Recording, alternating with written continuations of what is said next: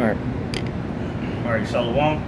First and foremost, we're going to give all praises, glory, and honor to Yahweh, Ba'ashem, Yahushai, Ba'ashem, Rakakadash. Double honors to the elder apostles of Great Millstone. And salutation and much love to y'all came out there pushing out his word in truth and sincerity. Make sure it's good. And back here another week out here in Tampa. Alright. Prophesy the downfall of America. Alright. We'll wake up our people, so-called Negroes, Latinos, Native Americans. Alright. And of course, we got people. Our people are scattered throughout all nations, so that's why we come out to the main place of concourse, all right, to bid the children of Israel back to the marriage, all right, or to the marriage, so to say.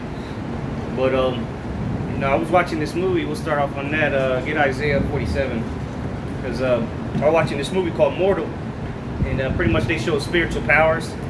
You know, they're going into how the elect pretty much is going to be being able to manipulate the elements, manipulate weather, all right, take oxygen out of the air.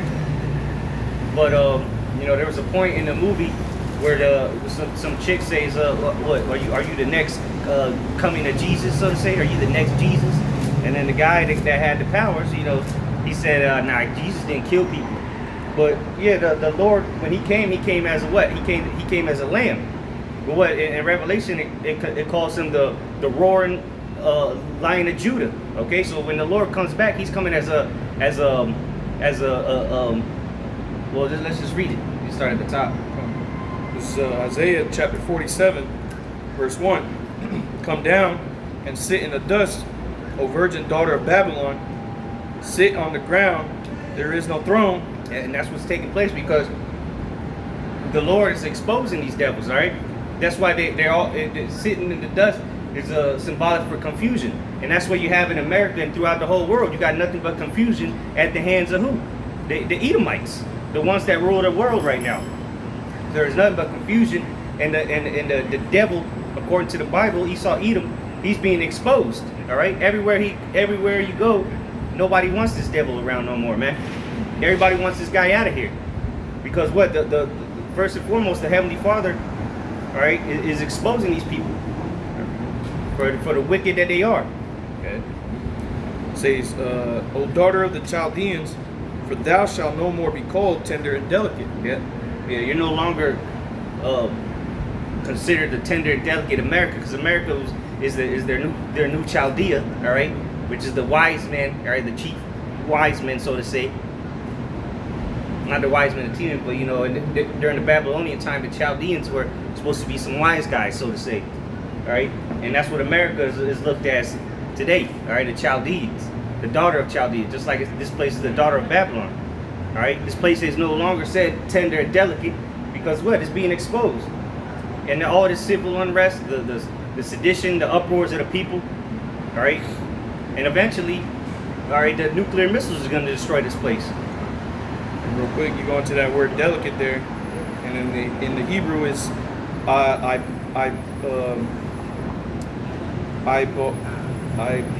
think that's Ibag, right? Oh, Ibag.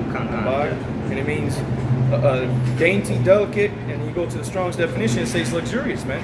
So America is no longer looked at as the place to want to be. You know, this place is really looked at as a third world country. You know, this is a shithole country, like Trump like to say. yeah. Well, look at this. So you got there's I guarantee you America has the biggest homeless population. You got the #1 prison population. So why would people want to come to America? America's finished.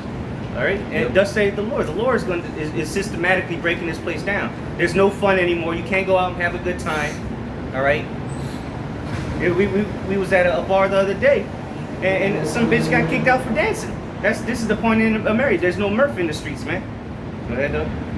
Verse 2, Isaiah 47:2. Take thy millstones and grind meal, uncover thy locks, make bare the leg, uncover the thigh, pass over the rivers. Yeah, so this place is being exposed, man. All right, first and foremost, America. But what? Edom has got his hand over all the world, man. But this is their corporation that they use to push all their philosophies, all right, all the trends, democracy. Everything comes out from America, man. Everybody follows after this great whore. All right, go ahead. says, verse 3, thy nakedness shall be uncovered, yea, thy shame shall be seen. I will take vengeance, and I will not meet thee as a man. That's right. So this shame is being uncovered. All the history of America, how it got built up. All right, how it was established, how it was stolen, all the bloodshed. All right, so for that, for touching the apple of the Most High's eye, because that's who you did it to, who you stole the land from, who you brought here for slavery, all right, who you continue to have here in bondage or oppressing, is the so-called Negroes, Latinos, and Native Americans. So what? When the Lord returns, He's not going to meet thee as a man. All right, and it's we got something. Just 2 Thessalonians. Okay. This is 2 Thessalonians chapter 2 and verse 3. It says, let no man deceive you by any means, for that day shall not come, except there come a falling away first, and that man of sin be revealed, the son of perdition. And that son of perdition, that's who's being revealed, man. Going again, tying that to Isaiah 47, O virgin daughter of Babylon. Okay, goes to show you who's in rulership of this place, man, or who's in power of this place. Yep. Okay, which is that son of perdition. Who's that? Esau, Edom. Well, Okay. look who goes around destroying shit. Because that's what perdition means. Perdition means to destroy or destruction. And who goes around destroying things? Who's the only people in history to drop an atomic bomb? Who's the ones that go fracking, go around fracking, polluting the ocean, spraying chemicals in the air, laying waste the whole forests, right? Put poison in the water. It's Esau Edom, the self-proclaimed white man. He's the problem of this earth. Right, and now he's been revealed, and now that's why he's fighting tooth and nail to stay on top. But according to the prophecies of the Lord, all right, he's going down, and he's going down fast, man. Like what's it say? I saw Lucifer fall from as lightning, you know. So he's going down quick, man. Here it is that it took him such and such years, 230, 40, or whatever, 300 years to establish America. You know, get it to this point, and look, they're gonna go down in 1 hour. All right. 30 minutes, really. When the missiles are flying, all right, towards America, the ICBMs, it's gonna be done. This place is gonna be done in 30 minutes. All right, and rightfully so, for all the atrocities that's been done to our people, man. And here it is that they marching around talking about Black Lives Matter. What about the Native American lives? What about everybody else's life? What about the Native Americans, the Latinos that were slaughtered here? Here you go. The Lord only cares about His people. Okay, I'm with you people. I'm with you people. Right. Okay. That's because good. I do read the Bible. Good. Then you And should I know that understand. who the Israelites are, and that the Lord's coming back for them. There you go. There you go. I do follow it. Isaiah, go to Isaiah 63. Okay. Because if the Lord got a specific bone to pick with a certain people on this earth, and it just so happened to be the people that put us in slavery. Yep. And it's only right? Would you agree that I do what goes agree. around comes around? Karma's a bitch, right? Yes, it is. So, has anybody ever paid for putting the so-called Negroes, Latinos, and Native Americans into slavery and killing them? Nobody's ever paid for that, right? No. So what the Lord's going to be, get that, it's a righteous thing, the recompense. That's in Thessalonians 2, I believe. Maybe 1 and 6 or something like that. Because you got it? Yeah, go ahead and bring it up. This is 2 Thessalonians chapter 1 and verse 6. Seeing it is a righteous thing It's a righteous thing. with God to recompense tribulation Recompense means to pay back. So it's a righteous thing to pay back tribulation to them that trouble you. So them that trouble us. All You right. know who that was, don't you? You tell Esau. me. Yeah, Esau Edom according to the Bible. No, if you look back in your history, it was the British. Yeah, That you're right. British. The British, the That Spaniards, British. and the French. Yeah, There the you British, go. the Spaniards, they're Edomites according to the Bible. Yep, they That's all go right. back to one lineage. Yep. See, even I know this stuff. Yeah, All right, well, hey, baby, I do follow that's- it. that goes to show you the state of this place. That you even know that, Yeah. but no, Well, see, but the I'm majority of from people don't. Yeah. I'm from Massachusetts. Well, see, Okay. there you go. In Massachusetts, we follow what's in our history. We learn from them. Here in the state of Florida, they got no history. They took it out of school because they didn't want to write. Yeah, because the history is a bloodshed It's a history. shameful The so-called history. Native Americans that lived here. You ever heard of the Trail of Tears? Yeah. Yeah, that was a horrible thing. Of course, they're not going to teach it in schools no more because it's shameful. Like we were just reading in Isaiah 47. Bring that out again. This is Isaiah chapter 47 and verse 3. Thy nakedness shall be uncovered, Yea, thy shame shall be seen. Yeah, so what happens is somebody walk in the room and you naked, you try to cover up because it's shameful, right? They're very So shameful. so America's history is being brought out, and now it's shameful. They don't want to teach it in the schools. They don't want to talk about it. They're talking about Black Lives Matter, but what about this? What about this stuff? When the Native Americans were butchered All right. in the streets, Just like my in the earth, great you know? grandfather was the chief of the Seminole Indians. On your on your father's side, or your On my mother's side. on your mother's side? Okay, well, you might be an Israelite, who knows? But the point is, the Lord's coming back to bring vengeance for His people, man. It's a That's righteous it. thing. All right. Hey, what comes around goes around. There Get you what go. they Well, deserve. now get Isaiah 63, because again, he got a specific people that He's coming to get. That's it. And it's the people that currently rule the earth, and that's done all these atrocities to our people for the last 500-600 years. All right, beginning with Christopher Columbus, which America celebrates Columbus Day, right? Yeah. Well, he was a sadistic asshole. He butchered our people. Yeah, there you go. I'm personally from Puerto Rico. You know what they did to my people? They tried to exterminate them. They Yeah, cut their they hands off. tried. They tried, but the Lord didn't allow it. No. But go I ahead. look at every race. This is Isaiah chapter 63 and verse 1, coming from Edom. Yeah. Edom is the self-proclaimed white man. That's Not right. all the people that look like so-called white people, but like you said, the British, those are Edomites. Yeah. The people that run the earth, they're Edomites. So the Lord is coming back specifically for them. Go That's ahead, right. read it again. It says, Who is this that cometh from Edom Mhm. with dyed garments from Basra? Yep. So he dyed garments from Basra. Basra was a chief city of This that is glorious in his in apparel, traveling in the greatness of his strength. Mhm. I that spake in righteousness, mighty to save. Did he already read when it dipped in blood? Or? It's coming up. Okay, yep. Verse 2, Therefore art thou red in thine apparel, and thy garments like him that treadeth in the wine fat. That's right. So when you're in the wine press or wine fat, you're squishing the grapes. The grape juice, the blood of the grapes, is going to get all over you. So it's symbolic. That's how much blood the Lord is going to have when He returns. Because people like to say, "Oh, God loves everybody." Well, God's coming back to destroy a good portion of the earth. If you look at the situation that's going on, from what my boyfriend and I read, 85% of the people do not believe in God and they do not believe in Jesus. But that's good. And They that's a shouldn't. sad situation. It's Because sad, but the reality of the situation is only a few It's believers real. are going to believe. It's real. It is, and they it's think evident. It's fake. Because It the ain't prophecies fake. of the Bible are happening. What's written in the Bible is taking place today. It's taking place now. When I follow the Bible, I need to follow that Bible because I did go to church, but my pastor passed away. Well, So Lord I took- am Lord I killed him. am the church. There you go. This is and the I church use right now. And I use my Bible. Good. What's that one piece where it says the Lord blinded them, lest they repent? Convert and he be healed. Kind of, yeah. It's in. Let's see, I think it's in Matt or John. I got a quick scripture that on something you just said about 85% of people don't believe. Yeah, they don't.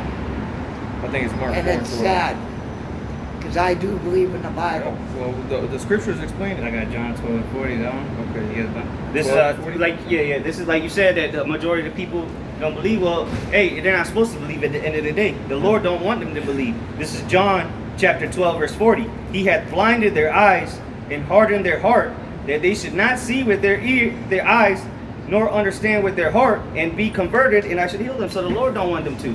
No. The Lord blinded these people. He put that spirit on them to not believe. So ultimately, when He comes back, it's going to be that much sweeter for Him. There you go. Because like the scriptures say, all the unfaithful shall die in their unbelief. Yeah, and that's true. And it is true. It's I written in the do scriptures. believe in that. For Romans 3:3.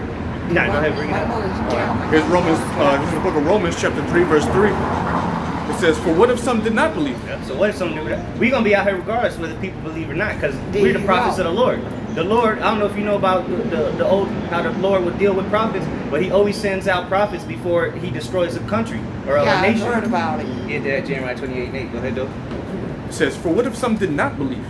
Shall their unbelief make the faith of the Most High without effect? God forbid." Yeah, so no, meaning no.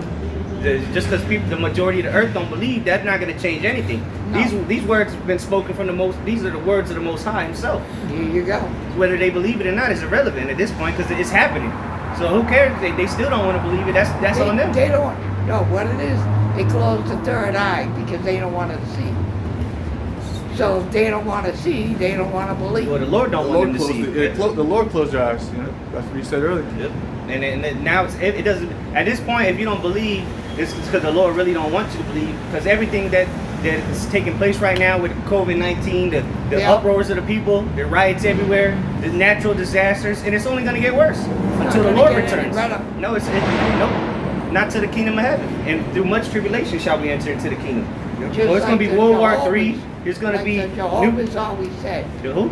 The Jehovah's, I don't know if you know Jehovah's Witnesses? Yeah. You know about that. Yeah. They turn around and they say God has got Earth 2 coming. We're going to be going to Earth 2 and we're going to that's a bunch of nonsense. That's nonsense. That's not in the Bible. No, it's not. It's not in the Bible. Who the world literally calls Jesus. What he say in the Lord's Prayer? He said, let thy will be done on earth as it is in heaven. We ain't going to go to another earth. No. Heaven's going to be here on Earth earth. 2.0. I look at it this way. Heaven and hell is here on earth. There you go. There you Right. go. You're exactly right. Right now, we are in hell. Yeah, yes, we are. And that's what that's what I see. But then again, there's people that are in their heaven. Like the people that run the earth, they're in their heaven. They get to live it up. They don't pay no bills. They we're their property. That's why you got a social security number, because you're just a property. That's your number for property them. to them. Yeah. And those people are the evil people, because those are the ones that are that set policies on the earth that make us put us in the position that we're in right now. They're evil. They living up there, and if you look at evil, right? If you look at the rich, the rich you got money. We the homeless struggle to keep ourselves alive. We keep ourselves fed, and we always keep ourselves. But should it be like that? Absolutely not. No, It's enough resources to But this go is around. supposed to be the greatest country on earth, right? Yeah. But this is look at the condition of this place. You see what New York has got for population of homeless? Yeah. 83,000. L.A. too. California, Los Angeles, 72,000. Tampa, Hillsborough County, and it's got between 16 to 17,000. And the mayor here turned around and blamed us homeless people for the COVID-19. Now I happen to be in Seminole Heights. Little does she know, but me and a couple of homeless people were walking behind her. What did she freaking say? Her crony asked her, what are you going to do about the homeless? Nothing. They're worthless bums and they need to die. Well, that's the rulers. That's the rulers. The mayor. That's the sentiment of everybody out here. Exactly. That's why this place has to be destroyed. Ultimately, that's why the Lord's going to come back and destroy this place, because of all the evil in this place, man. Well, if you But most read, specifically to our people. All right, bring that out real quick, because again, this is That's why you see we're not the only prophets out here. No. We're all around the world. We got brothers everywhere, and we're prophesying to get. Well, go ahead, read that. This is how you know we're at the end. The Lord's coming back soon. All this suffering that we're having to go through right now, we don't have much suffering left. The Lord's getting ready to come back and redeem His people and set us up, those that believed on Him, of His people, to be the rulers, and we're gonna rule in righteousness. They're not going to be homeless people in the kingdom of heaven. Yeah, because the rulers like it says in Proverbs real quick before I get the precept. And in the book of Proverbs, it says when the righteous are in authority, the people rejoice. When the wicked are in authority, the people mourn. So are the people of the earth rejoicing or mourning? People are mourning. People are suffering. Mourning. Yeah, people are suffering because of the wicked is in authority. Exactly. We're suffering. When you look at Let me get this quick precept real quick. We're suffering. Let me get this quick scripture. So even the earth itself is suffering. Yeah. This is Jeremiah chapter 28 and verse 8. The prophets that have been before me and before thee of old prophesied both against many countries and against great kingdoms, of war and of evil and of pestilences. And that's what we're out here telling people, that look, it's going to get a lot worse. War's coming. All right, World War III is going to happen. That's going to be the war to end all wars. Yeah. All right, the evil is coming, being in bad times, evil time or ill times. It's going to come a point in time where you're going to see people out here gunning each other down. There's not going to be no police to come to the rescue. People are going to be killing each other for one slice of bread. At least the bums, the homeless, they're used to living, living off what they can. These everyday Americans, they're used to McDonald's drive-thrus, microwave food. There you go. So what happens when all that stops? Then people are going to lose their minds. Yep. See, you got the homeless really has a leg up on what's coming. They're already prepared because what these people are going to. We're already know. These people usually go. They can't go 2 or 3 hours without eating. No, they Imagine can't. when they can't go a whole day without eating. They're gonna be killing each other. I go every other day without food. I get a little bit of money. Okay. that little bit of money that I get from Social Security goes between me and my boyfriend. Tonight I eat, he goes without food. Tomorrow I go without food, and tomorrow he eats. But we have to stretch. Yeah. You have to make the best of what you have in life. Yep. And these Exactly. people here, this building, the Yeah, element, they living it up. Yep. they're living it up. But guess what? Because money is the root of all evil. Yeah, Yes, it is. Yep. The love of money. And that's what's gonna have people take. You know about the mark of the beast? Yeah, I know something about it. It's a RFID microchip that they're gonna start implanting into people. And like you said, the root of all evil is money. If you want to continue to use money, you're gonna have to have this chip. Which if you take this chip, you're gonna get sure destruction. You're gonna die. And one thing about this too is they're gonna That heavily, ain't gonna happen. they're gonna heavily push this on the homeless first. Yep. No, That's what- no. so Because if guess you- what? If you don't I want already destruction, told then him. I suggest you not take this. You got I the already told warning. him. You've been warned. You Yeah. can try, you can try, but you're gonna have a war on your hands with me. Well, that's how it should be. Yeah, That's how it should exactly. If be. you gotta die, then so be it. Yeah, that's it. Because I'm not going for that. It's better not to have that and have a chance at salvation than One to of the receive it cops- and die. One of the cops that I know, he also comes from my home state. And I showed him the video that I had about this microchip. He goes, hell to the fucking no. He says, I want to go to heaven. I don't want to go to hell.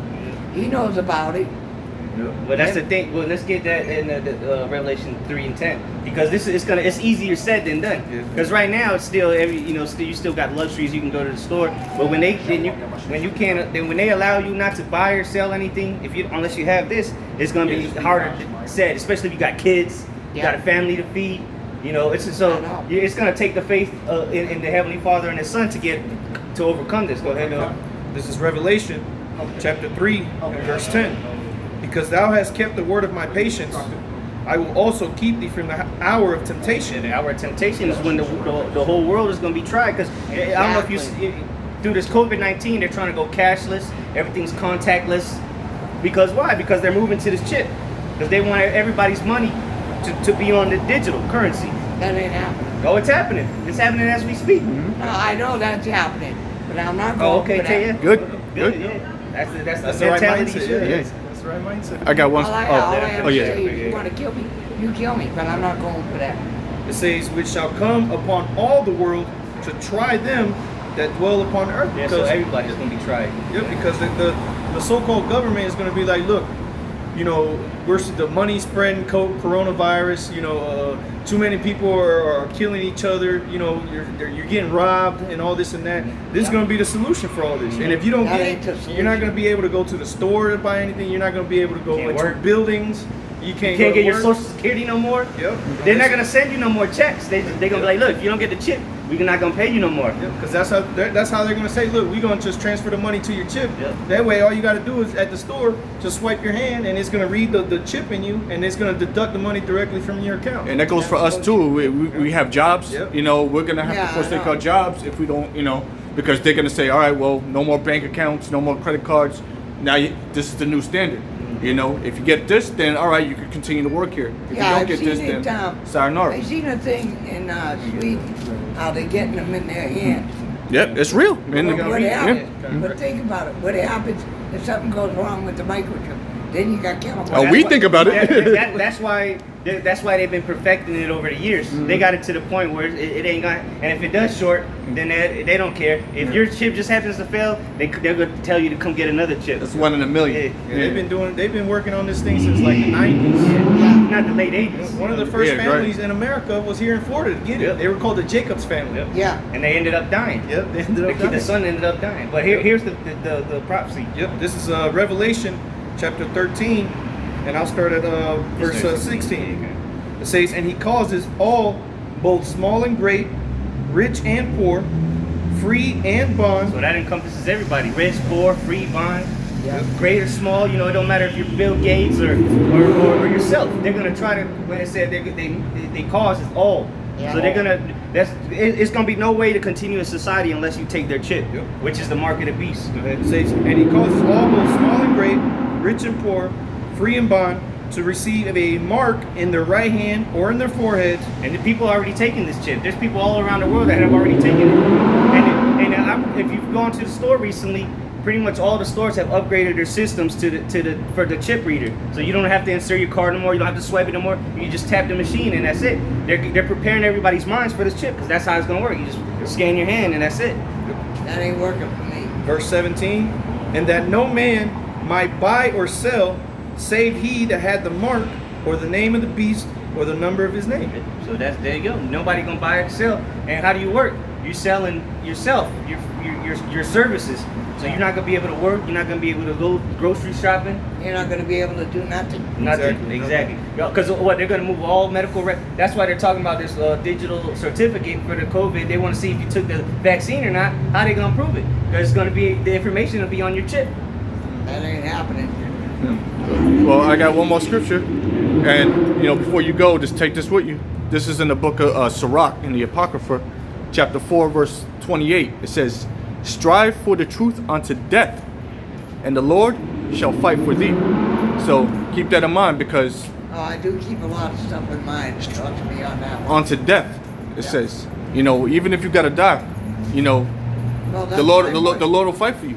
That's like me and my boyfriend. We're both prepared for a lot of things. And if we have to stop, we will stop. Because we will not get that thing done. Well, that's the right spirit. Stay in that spirit, and Lord's will, the Lord will fight for you. You gotta believe, have faith. by my side. Huh? Because I do a lot of praise. All right, good. I do. I pray in the morning and I pray in the afternoon. I pray before I go to bed. What else is there to do? Hey, well, just There know, ain't nothing else to do but pray. just know that the names that you I should was be just about to say, calling on to, the real names of the Heavenly Father and His only begotten Son, is Yahweh. This is in the Hebrew. Yeah, The Hebrew name of the Heavenly Father is Yahweh, which means He is, or He exists, and the Hebrew name for the only begotten Son is Yahweh Shai. Yeah. He delivers. Yeah. Yahweh Shai means delivered. Yah means He. Yeah. So those are the names that you should pray onto, because those are the only, like this says in the that's Book of the Acts. only, right. That's the only names they go by. Yep. if There's you only need names that can be prayers, saved by Yep, it. there's only names You that want to be receive prayed. salvation. Yep. You want help.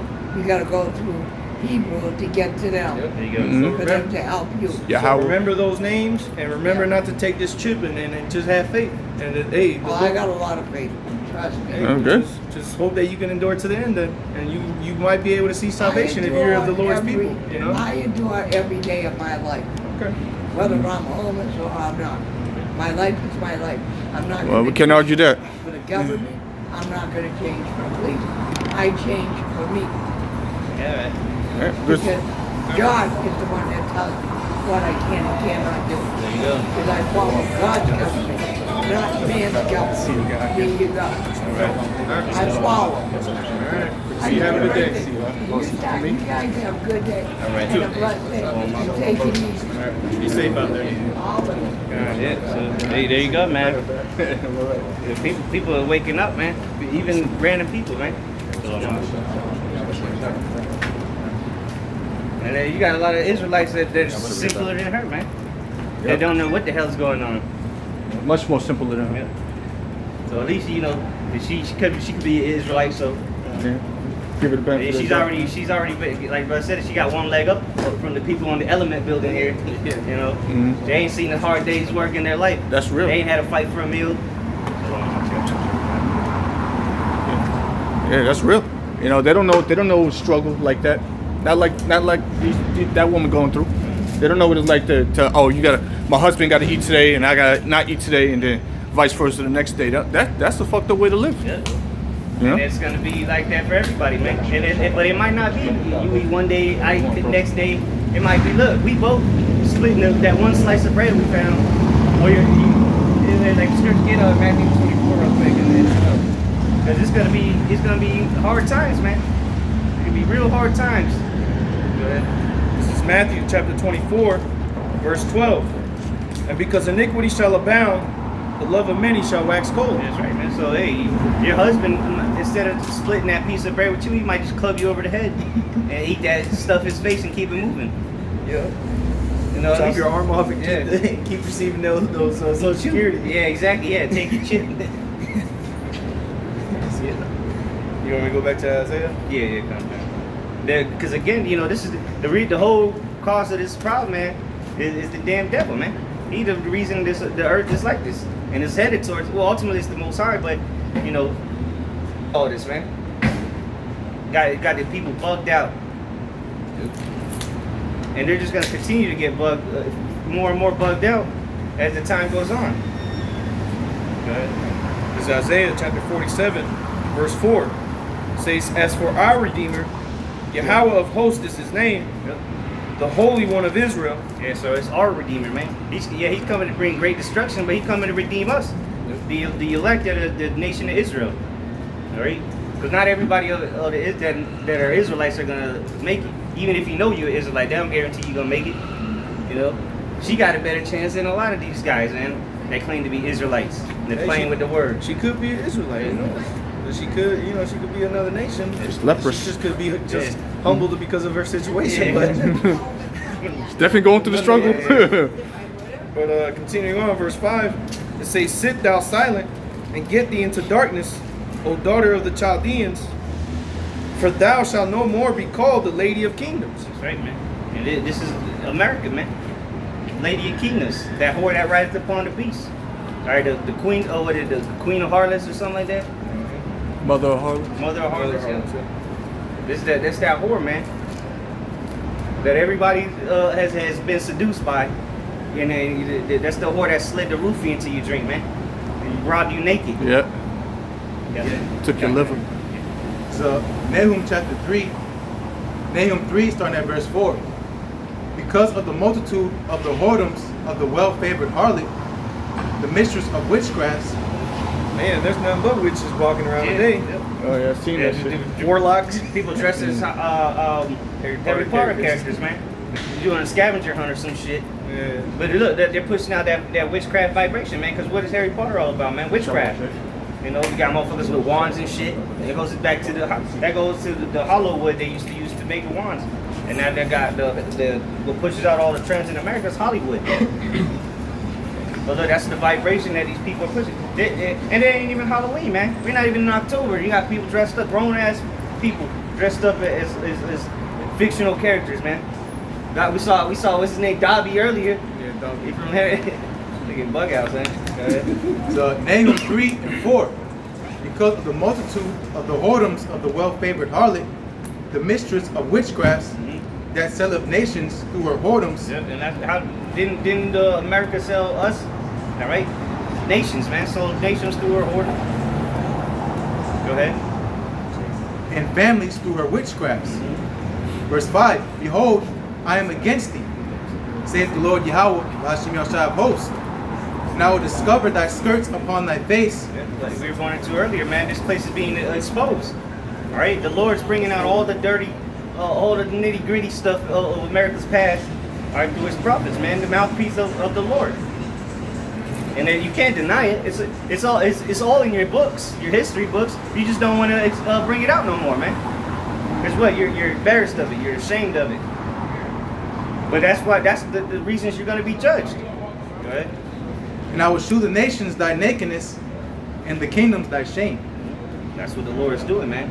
Yeah, all the nations, man. None of the countries are really fucking with America right now, man. The EU, they're turning their back. The UN, okay. The WTO, I think, the World Trade Organization, just said that with the tariffs America did on China, that is illegal. So everybody's saying that, man, America is just a bunch of filthy assholes, man. And it's true. From the establishment of America to September 19, 2020, man, there's been nothing but wickedness, witchcraft.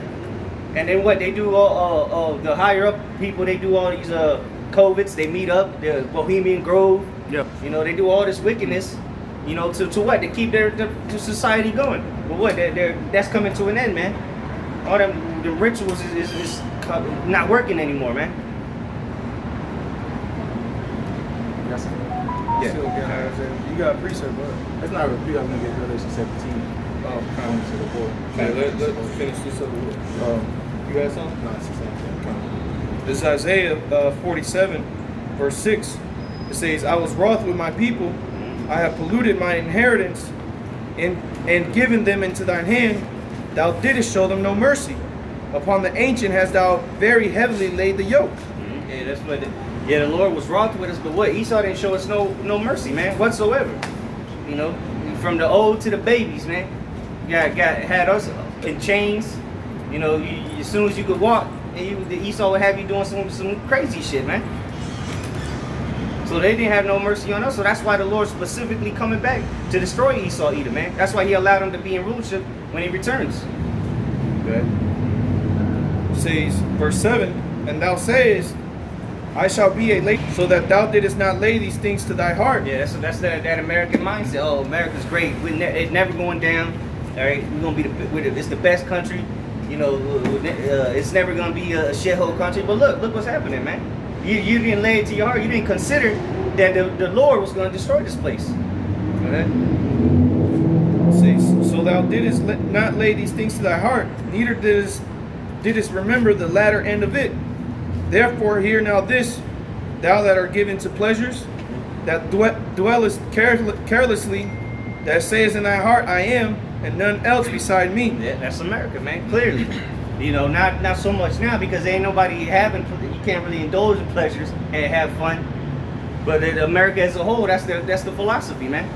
You know, there's no like I said, they say America's the greatest country. You live out your dreams here. You come and go to New York City or go to LA and find yourself, and you can be anything you want to be. It's all a bunch of bullshit, man.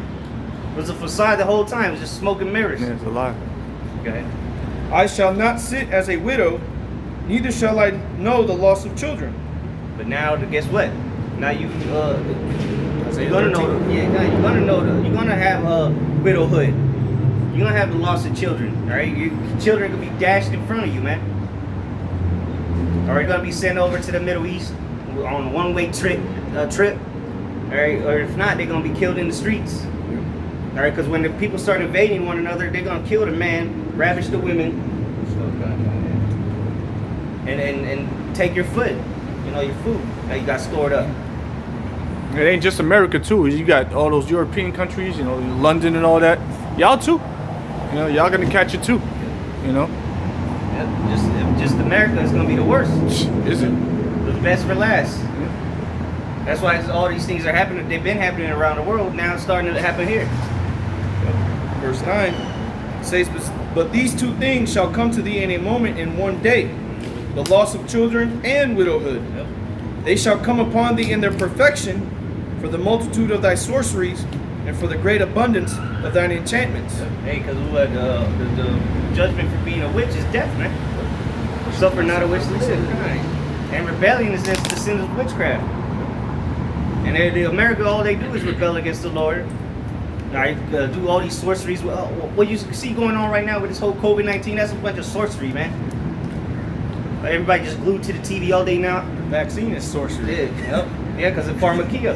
Pharmaceuticals. Which goes into the size stigma, man. I believe that's the when you go into the shy, the character for that, the Greek character is in the symbol of the medical, the snake with that loops around the staff.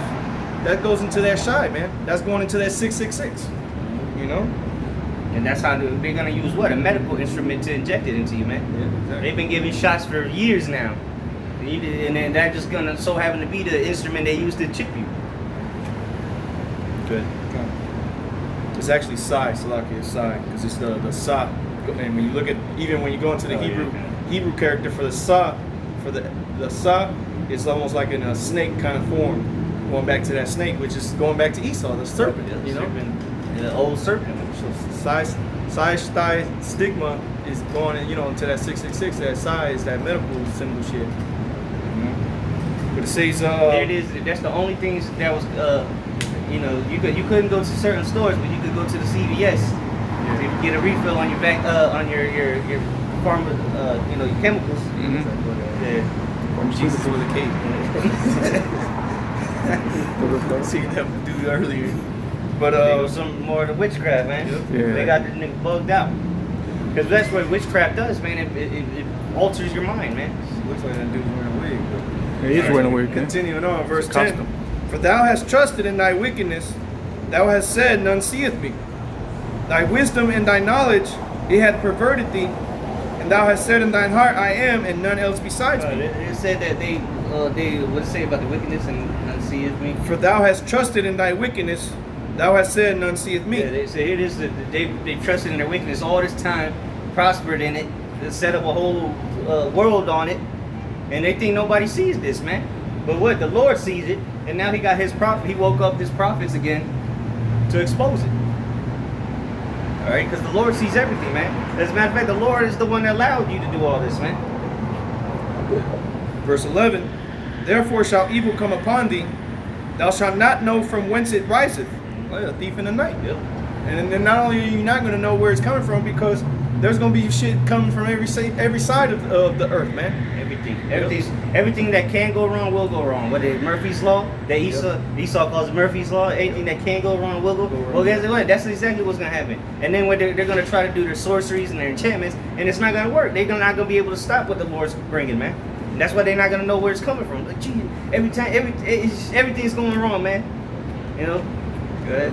Earthquakes and fires and war, people invading, hurricanes. You got back-to-back hurricanes in damn near the same spot, man.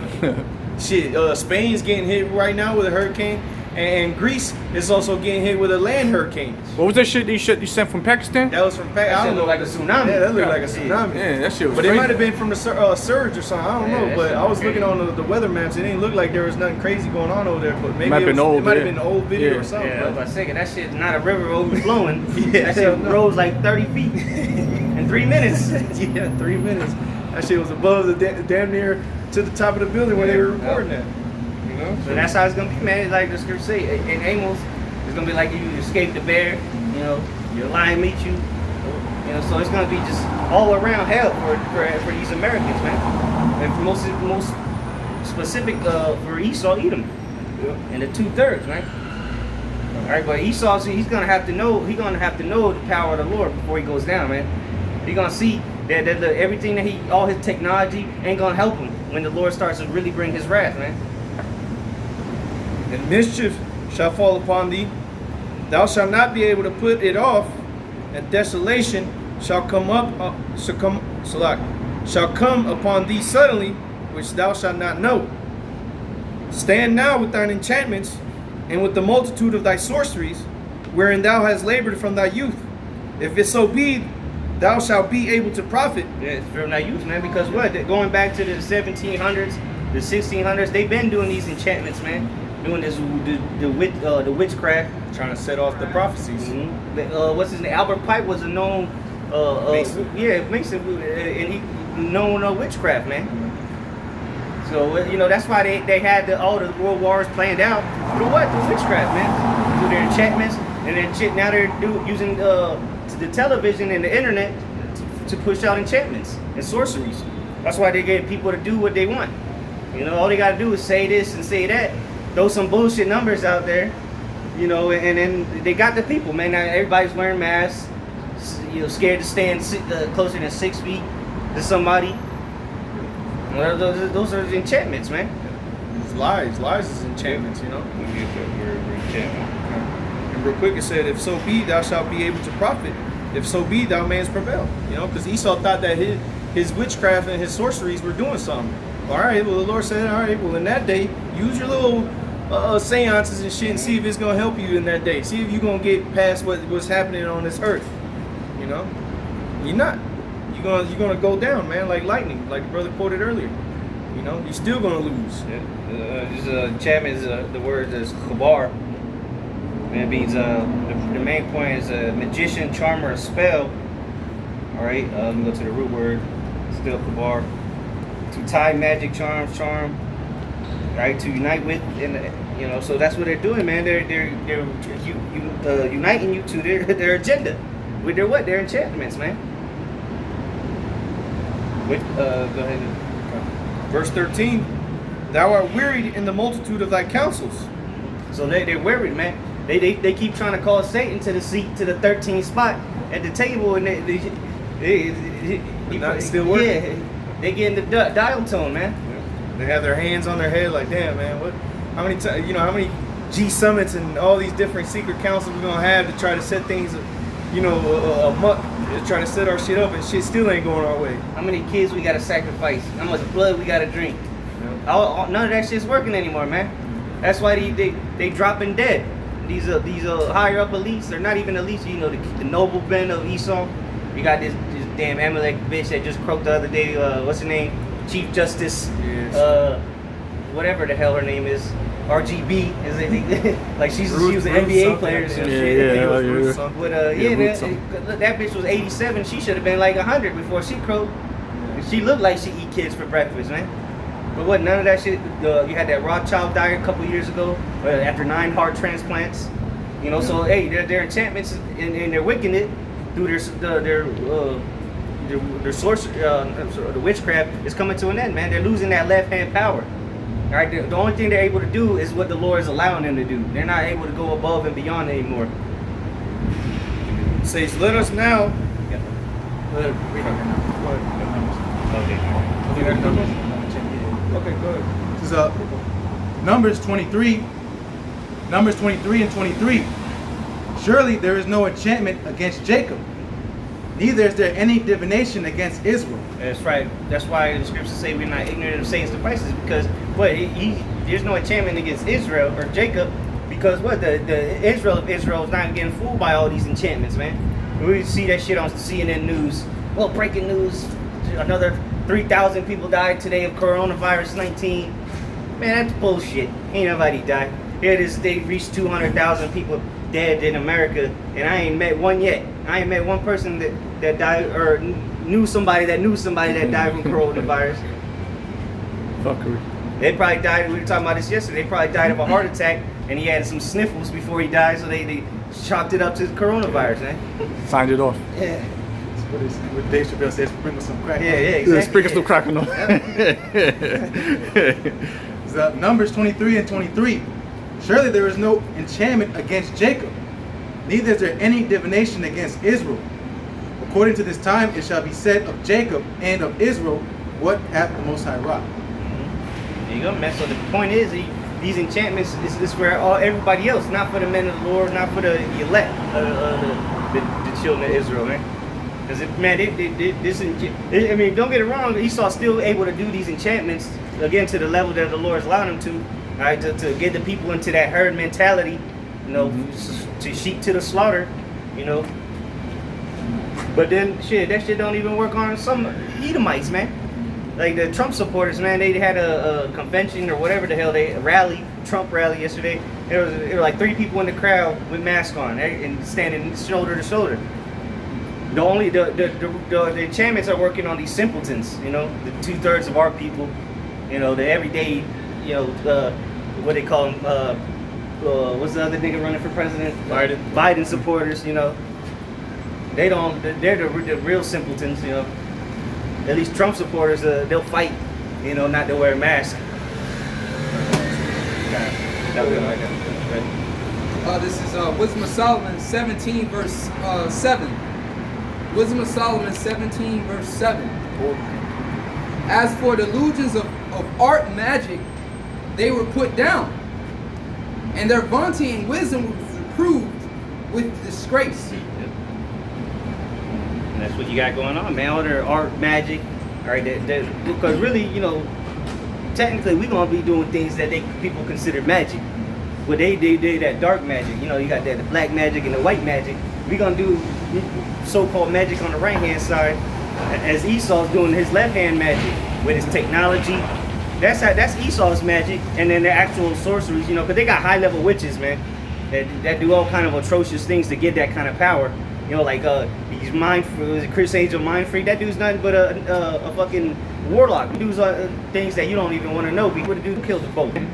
You still got technology. Yeah, exactly. So how much more now? You know, they didn't have the technology Esau got now during the time of Egyptian captivity. Right, yeah. So now they're gonna be able to do miracles, man, to raise people from the dead. All right, you know, who turn water? Who knows? But it's gonna be something that just stands out, like because Esau can't throw fire out his hands or call fire to rain. The right hand side is gonna have it, you know, perfect power, man. I got a quick example to back up what the brother said about they're going to start saying that we doing it. They said this fellow does not cast out devils, but by Beelzebub, the prince of the devils. Exactly. So they're gonna be like, look, they doing some kind of witchcraft over there. Because we're gonna be doing some unspeakable things, man.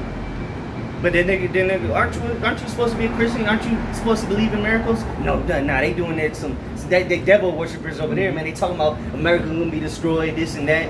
You know, but what? They're not gonna be able to deny the power of the Lord. But here it is, a so-called white man, like the brother was saying. He does all these so-called miracles, but he's doing it, you know, through these devils, through these demons that they conjure up. You know, because it's all that's what the like the brother quoted earlier, pharmakia. You know, that's all witchcraft, man. Because they got the witchcrafts that they do for spiritual things, so things can play out, and then they got their actual technology for their miracles, man, which is all witchcraft at the end of the day. But you know, they got, because remember, we're not fighting against blood and flesh, but against spiritual things, man. High levels, because we're the only ones fighting against that, really. Everybody else is part of it. You know, they're under that voodoo, all right? They're under that hypnosis that the witch, that brew that the witch has made. Yeah. Everybody's drunk of it, man. And it's no coincidence that America's considered the whore. What do you use? It's a woman, you know, with the big pointy hat, dressed in all black, like Amalek, man. Basically. Those are the #1 sorcerers, man. Did you get that account in Tobias? In Tobit? Where he used like the origins to get rid of demons. Yeah. Yep. Get the gall of the fish.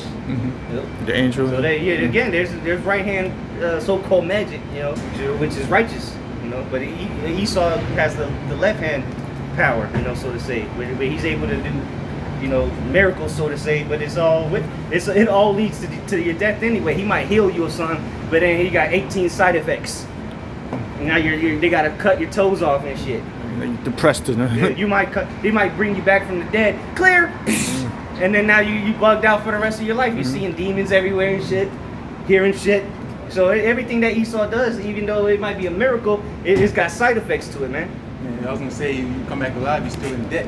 Yeah, you should have left me there. Yeah, you owe them more now because that defibrillator costs like $150,000. Yeah, the hospital bill, now you're 60 grand in debt. Yeah. 5,000 for the anesthesia there. Yeah. Fuck it, man. The ambulance costs 3,000. Yeah. Like, dang, should have just left me dead. Leave that shit to my family. Because ain't that wickedness, even if you die, your family got to pay for the bill. But yeah, going back to the magic, man, it's real.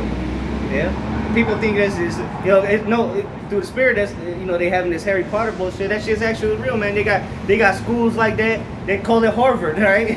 Yale. That's where the Skull and Bones, all them. That's where they teach that shit at, man. Yeah. The Ivy League schools. Because the highest level of masonry goes into witchcraft. Exactly. Yeah. Oxford, Brown, all. And how do they use? They do the same thing like numerology and same thing we do. The stones, the incense, the sage and shit. You know, they just use it on the left hand side, and that's why they, you know, 33 degree. Your house was 33 when the ministry began. You know, they got they try to put a stigma on the number 13 like it's evil, but really it was Yahushua at 12. That's 13. So you know, they just use everything on the left hand side. You know, and then lo and behold, there goes a witch. And with that, go ahead. Back in Isaiah 47:13, thou art wearied in verse 13, Isaiah 47:13. Thou art wearied in the multitude of thy counsels. Let now the astrologers, the stargazers, the monthly prognosticators stand up. Yeah, that's them astrology, what they call it, the zodiac shit. Yeah. Tell your fortune. That's all in the scriptures, man. Everything that he saw, the card readers and all that shit, the necromancers, you know. Tarot. We can the tarot cards. We can, you want to talk to somebody from the dead, you know. That's all witchcraft, man, magic that they use. But real soon you're gonna see the right hand side of the power of the Lord, man, and it's gonna overcome no matter what you try to do with your technology, with your rituals and whatnot. You sacrifice 82 babies, all right, drink all their blood. The power of the Lord is gonna overcome that, man. You know. And save thee from these things that shall come upon thee. Behold, they shall be as stubble, the fire shall burn them. They shall not deliver themselves from the power of the flame. Hey, so what kind of rituals you got that because you know they got books of spells and shit, because that's what enchantment go to. They go to the spell. You know, they got the big old book, ancient ass books and shit. None of those is gonna stop nuclear missiles, man.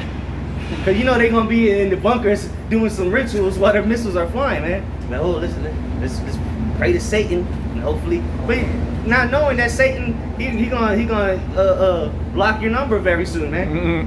And he ultimately he works for the Lord anyway. Not gonna work. So who you gonna call? Who you gonna call on now? When Satan finishes his job, he's through with you, man. Who you gonna call on that? So all those rituals are gonna be for nothing because nothing's gonna happen. There shall not be a coal to warm at, nor fire to sit before it. Thus shall they be unto thee with whom thou hast labored, even thy merchants from thy youth. They shall wander every one to his quarter, none shall save thee. Yeah, so your allies, all right, the people that got rich off of you, nobody's gonna come to your rescue, man. Cause what, you can't stop what the Lord's bringing, man. Nothing that you can do is gonna be able to stop what the Lord's bringing, all right? So hey, man, this place is through, all right. The mother of harlots is finished, all right. There's no reviving this place, man. There ain't no defibrillator that's gonna bring America back again.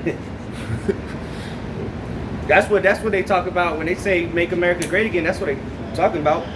Go back to the time where their witchcraft was prospering to a high level, man.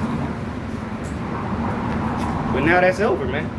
Now it's time for this place to be destroyed via thermonuclear fire, and that's gonna be that's all she wrote. You got something? Still on Revelation 7. Okay, Kanye, get that. Get it now? Yeah. Okay. This is I got Revelation. 18 times. Revelation chapter 17, start top at verse 1. And there came one of the 7 angels, which had the 7 vials, and talked with me, saying unto me, Come hither. I will shew unto thee the judgment of the great whore that sitteth upon many waters. Verse 2. With whom the kings of the earth have committed fornication. How did again, with this whore, you go to the club, right? And that whore in there, she gonna slide a roofie into your drink, right? That's witchcraft, because what, that's a drug, you know. So how does America got all these kings in bed? Through their witchcraft, you know, through their sorceries, making, because you know what witches do, man. They can disguise themselves, you know, so to say, and they'll look like the hottest chick on the block, but really it's an old, decrepit, nasty looking bitch, you know. That's what America has done, fool these other nations, man. Okay. Revelation 17 and 2. With whom the kings of the earth have committed fornication, and the inhabitants of the earth have been made drunk with the wine of her fornication. So America has pushed down the throat of all these nations the wine. All right, what's that? The philosophies. All right, democracy. All right, all the ways of American life. McDonald's. Okay, there wasn't McDonald's in China 50, 60 years ago. Now there's McDonald's everywhere. Look, you can go to African countries and there's McDonald's, man. Taiwan and all that. Yeah. Nigga, they might not even eat burgers. Like they might have McDonald's in India. They might not have Big Macs, but they still got McDonald's, man. Eating some bullshit, but they still got McDonald's, man. Where they get that at?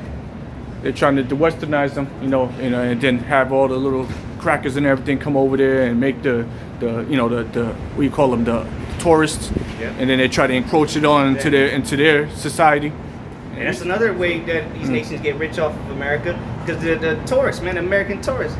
You know, we go visit Taiwan and go take pictures of monkeys in the trees. They give them Taiwan money, man. Jamaica and shit. Yeah. Go ahead. Revelation 17 and 3. So he carried me away in the spirit into the wilderness, and I saw a woman sit upon a scarlet-colored beast, full of names and of blasphemy. And that beast is the EU and NATO, man. Well, America runs that shit, man. They run the Edomite nations. All right, they as far as the G summits and all that, America's got the biggest say in it. That's why back in, what was it, 2001, when Bush said, look, we're going to invade Afghanistan, or was it Iraq? Or Afghanistan, one of those, the UN was against it. America didn't give 2 shits what they had to say. They invaded them anyway. They did it anyways, yeah. They're going to show you that America's that whore that rides on the beast, man. When you're on top of a beast, what are you doing? You're riding it. You're controlling it, you know? All right, turn this way, turn that way, you know? Go ahead. Full of names of blasphemy, having 7 heads and 10 horns. Verse 4. And the woman was arrayed in purple and scarlet color. And the 7 heads was the 7 kingdoms that Esau's had. The 10 horns are the original EU nations. Right. Go ahead, read that again for. Okay. Revelation 17 and 4. And the woman was arrayed in purple and scarlet color. Yeah, meaning colors of royalty. You know, scarlet and purple. You know, they were expensive colors to make back in that time. You know. That's why everybody didn't have a purple garment, you know. Royal. Scarlet garment, yeah, it was considered royal. Purple is a color of royalty, or regal. It's a regal color. Go ahead. And decked with gold and precious stones and pearls, having a cup in her hand full of abominations and filthiness of her fornication. Yep. And that's the cup that they pushed out to everybody, man. A cup of abominations. All right, because through the atrocities as America has, did unto the Israelites, that's how they were able to establish this country. And now they push that same mindset to the rest of these nations, man. So what? Ultimately to keep us down. Go ahead. I got a quick research back up on that. Jeremiah 51 and 7, it says, Babylon hath been a golden cup in Yahweh's hand that made all the earth have drunken for a wine, therefore the nations are mad. So the nations are mad now, man. Meaning crazy, man. Like the British like to say that he's a madman, and he's lost his wits, man. He's crazy. Niggas going off the high end, so to say. You know that. You know, and then I mean, you look at the state of America and the people that live here. That's the same philosophy they pushing around the world, man. That's why you got bug outs that dress like this around the whole world now. Now the whole world, you got Japanese people celebrating Halloween. What the hell is that, man? Christmas and shit. Yeah, you got Punjabi, or you got Indians, East Indians celebrating Thanksgiving. Come on, man, what is this? It's a bunch of nonsense, man, foolery. And that's why they're mad. They're crazy. Look at this place, man. You following after these people? That was it on that? That was it. Okay. Go ahead. But again, real quick, that's that cup, man. That's that cup that they made all the other nations to drink of, man. And if I can say real quick, just like the homosexuality was one of the major things. You know, they pushed that out from here in America mainly, and you know, dressed here. Now you go in those Middle Eastern countries, now the divorce rate is going up, children out of wedlock is going up. These women is usurping authority over men and getting put to death out there like that, man. Single mother house homes. Yep. Remember they had the Kim Kardashian of Iran? They took that bitch to the streets and stoned her bitch ass, man. Throw acid on her face. But that's the point. That's the problem, man. Because look, here it is in this country, so to say, and it's a supporter of terrorism. But then you got a bitch trying to be Kim K. Like what the hell? Where'd she get that from? She didn't get that from. There's not a Chinese Kim Kardashian, you know. They got that from America, man. Yeah. Pushing women's freedom and liberation, but that's that witchcraft. It sounds good, so they can drive and shit. Right. It sounds good that they're free, but who's more free? Those those Middle Eastern women in their old culture. You know, that's with the garbs all over their head and everything like that. Who's more free? Those women or these women walking around? Look at your divorce rate. Ask these women how their relationships are going, man. And you'll see who's actually in a better position. Yeah, because if it wasn't for the philosophy, and again, how do they push that through their witchcraft, their philosophies around the world? Because now everybody got internet access around the world, TV, this and that. Well, you think a woman that lives in Iran even knows about the shit that's over here unless it was through the television she would see. You know, she's happy. If she was never to see the shit, she would just be happy living, man. Because that's the ancient way of living. That's they all they still know. holding on to the ancient way of living. But what? America, the great whore, is coming to liberate all women of the world and shit. They ate off the fruit of that tree, the same shit. Exactly. You know? Yep. And it started with our people. As long as we got the Israelites to do it, we're going to use them as the puppets. You know, we'll pull the strings, but they'll dance and tap. You know, so everybody else can follow after them. Because ain't nobody following no damn Edomites to do nothing, man. Except if there's one nigga in the crowd, then they'll get people to follow. Go ahead. So Revelation 17 and 5, and upon her forehead was a name written, Mystery, Babylon the Great, the mother of harlots and abominations of the earth. Yeah, the mother of harlots and abominations of the earth, man. So if you abomination happening around the world, most likely they got that idea from America, man. All right. You know, they seen some shit on TV on the Atlanta wives or housewives. Now they think they can do. You know, now they think that that's the way. You know. And that's why this is Mystery Babylon, because people don't know that the Babylon, man, it's a mystery. But what Babylon, just like in the ancient world, it was ruling. All right, it was the chief place that was ruling the known world at the time, and now the mystery Babylon, or the daughter of Babylon, is ruling the earth right now, pushing out all the trends and all right, this is how that goes down, and you know this is how you should vote. You should have elected officials. Nah, man, that's nonsense, man. You know, communism makes more sense than democracy. You think about it. They just put it even because really that goes back. Which even now that it's not even real communism anymore. But you know, supposed to be a monarch, man. Yeah, your son takes over after you. Not then let's vote for the next nigga. Right. Come on, that's just stupid. Democracy. Yeah, it's supposed to be whoever's son, you know, whatever son's supposed to come take the throne. That's it. The North Koreans do that. Yeah, exactly. Yeah. Because at the end of the day, you know, that's wicked. Because the scriptures say, "Follow not a multitude of the evil." So the majority, everybody wicked. Yep. They gonna get the popular vote, and they gonna vote for what the wicked person they want to be in power. Yep. You know. And then let's say there's somebody that's actually he got good motives. You're not gonna hear about him. He gonna get like 2 votes. Yep. You know, because that's why they use their witchcraft to promote Television. Yeah. A side and B side. You know, Trump and Biden. You don't. There's more people on the ballot. You can vote for yourself, but nobody's gonna vote for themselves or anybody else. So they'll be like, everybody's gonna vote for that does vote. They're gonna vote for either Trump, Biden, or maybe 2 other names on there. You know. That's another thing it does. It causes a divide. Yep. You know, it gets everybody. Okay, well, I'm gonna vote for these. Well, we should do this, and it starts an argument. You know, and now it's a big problem. But if it was just forced, all right, nah, you don't have a choice in it. This is the king. All right, when the king is done, this is the new ruler. Yep. That's it. It is what it is. Everybody, you know, all hail the king. Yeah, ultimately that's how Israel split. You know, 'cause they wanted the Northern Kingdom wanted this king, Southern Kingdom wanted the son of Solomon to rule. So that you know you're not supposed to give people options, man. No. You know, really the lead. That's why in the kingdom of heaven it's gonna rule. Everything's gonna run perfectly because we're not gonna give people options. There's not gonna be lines where you go vote for the next mayor of the city. That's stupid. Stupid as hell. The people, like the brother said, if the people are wicked and stupid, they're gonna vote for the biggest idiot they can find, man. There's 'Cause scripture on they it. can you know they can what's it say? They can relate with him more.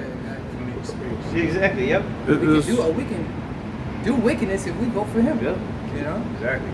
So you know it's gonna be order in the kingdom, man, and it's gonna be an everlasting, established order. So ain't gonna be no elections or this brother died, so it's just we gonna live forever.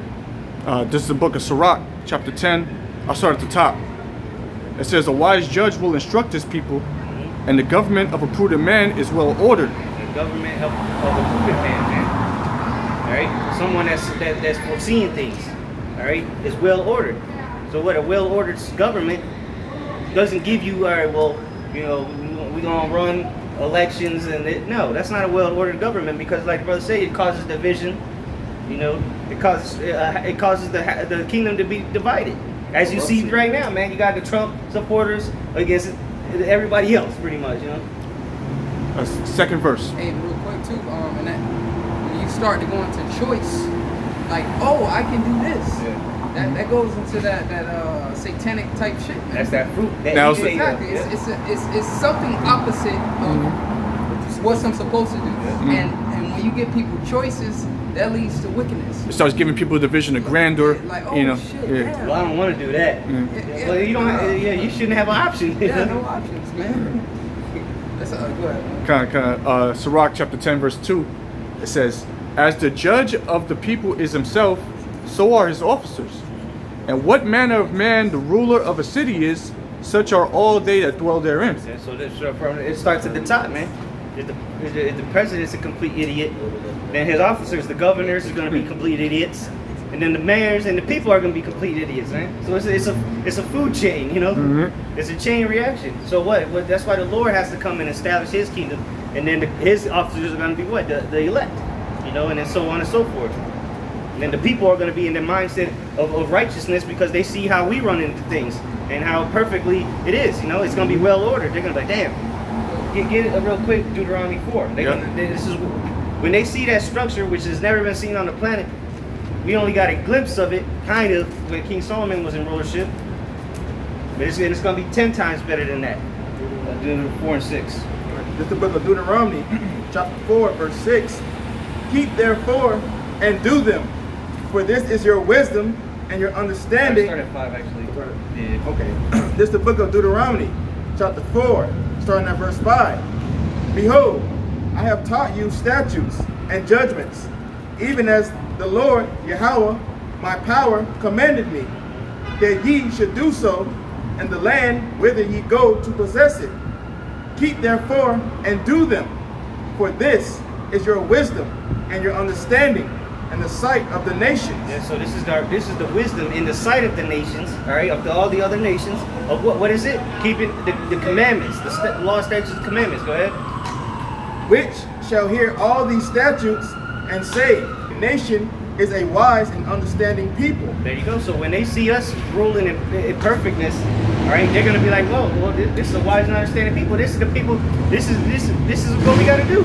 This is how we follow them." Right now, if you use that same logic with this government, you're gonna be a complete moron, a complete imbecile. It doesn't teach you anything of righteousness. It doesn't teach you how to be a actual human that coexists with the earth and everything else in it.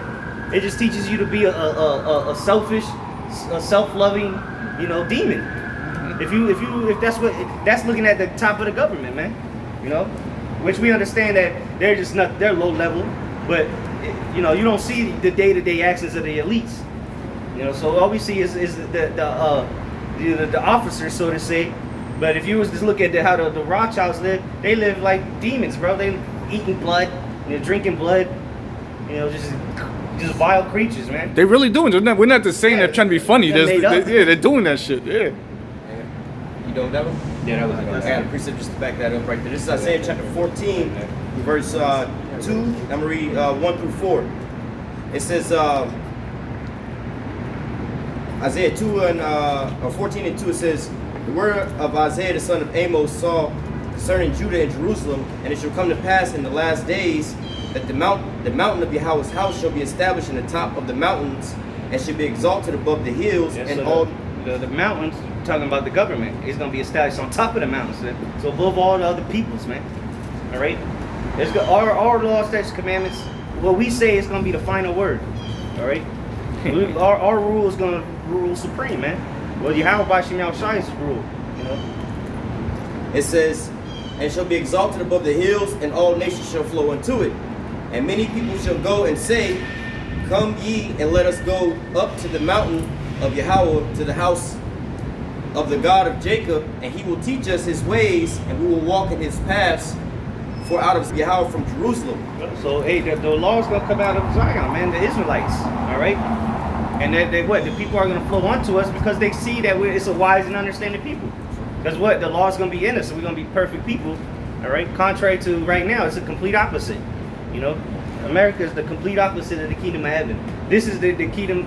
This is the kingdom of Edom, and it's built on wickedness, run by wickedness, and it's going to end in wickedness, down to the final minute. There's going to be wickedness on this earth, Like in the days of Noah, they were eating and drinking, be giving and married, having a good old time. That's going to be happening all the way up to the missiles hit, man.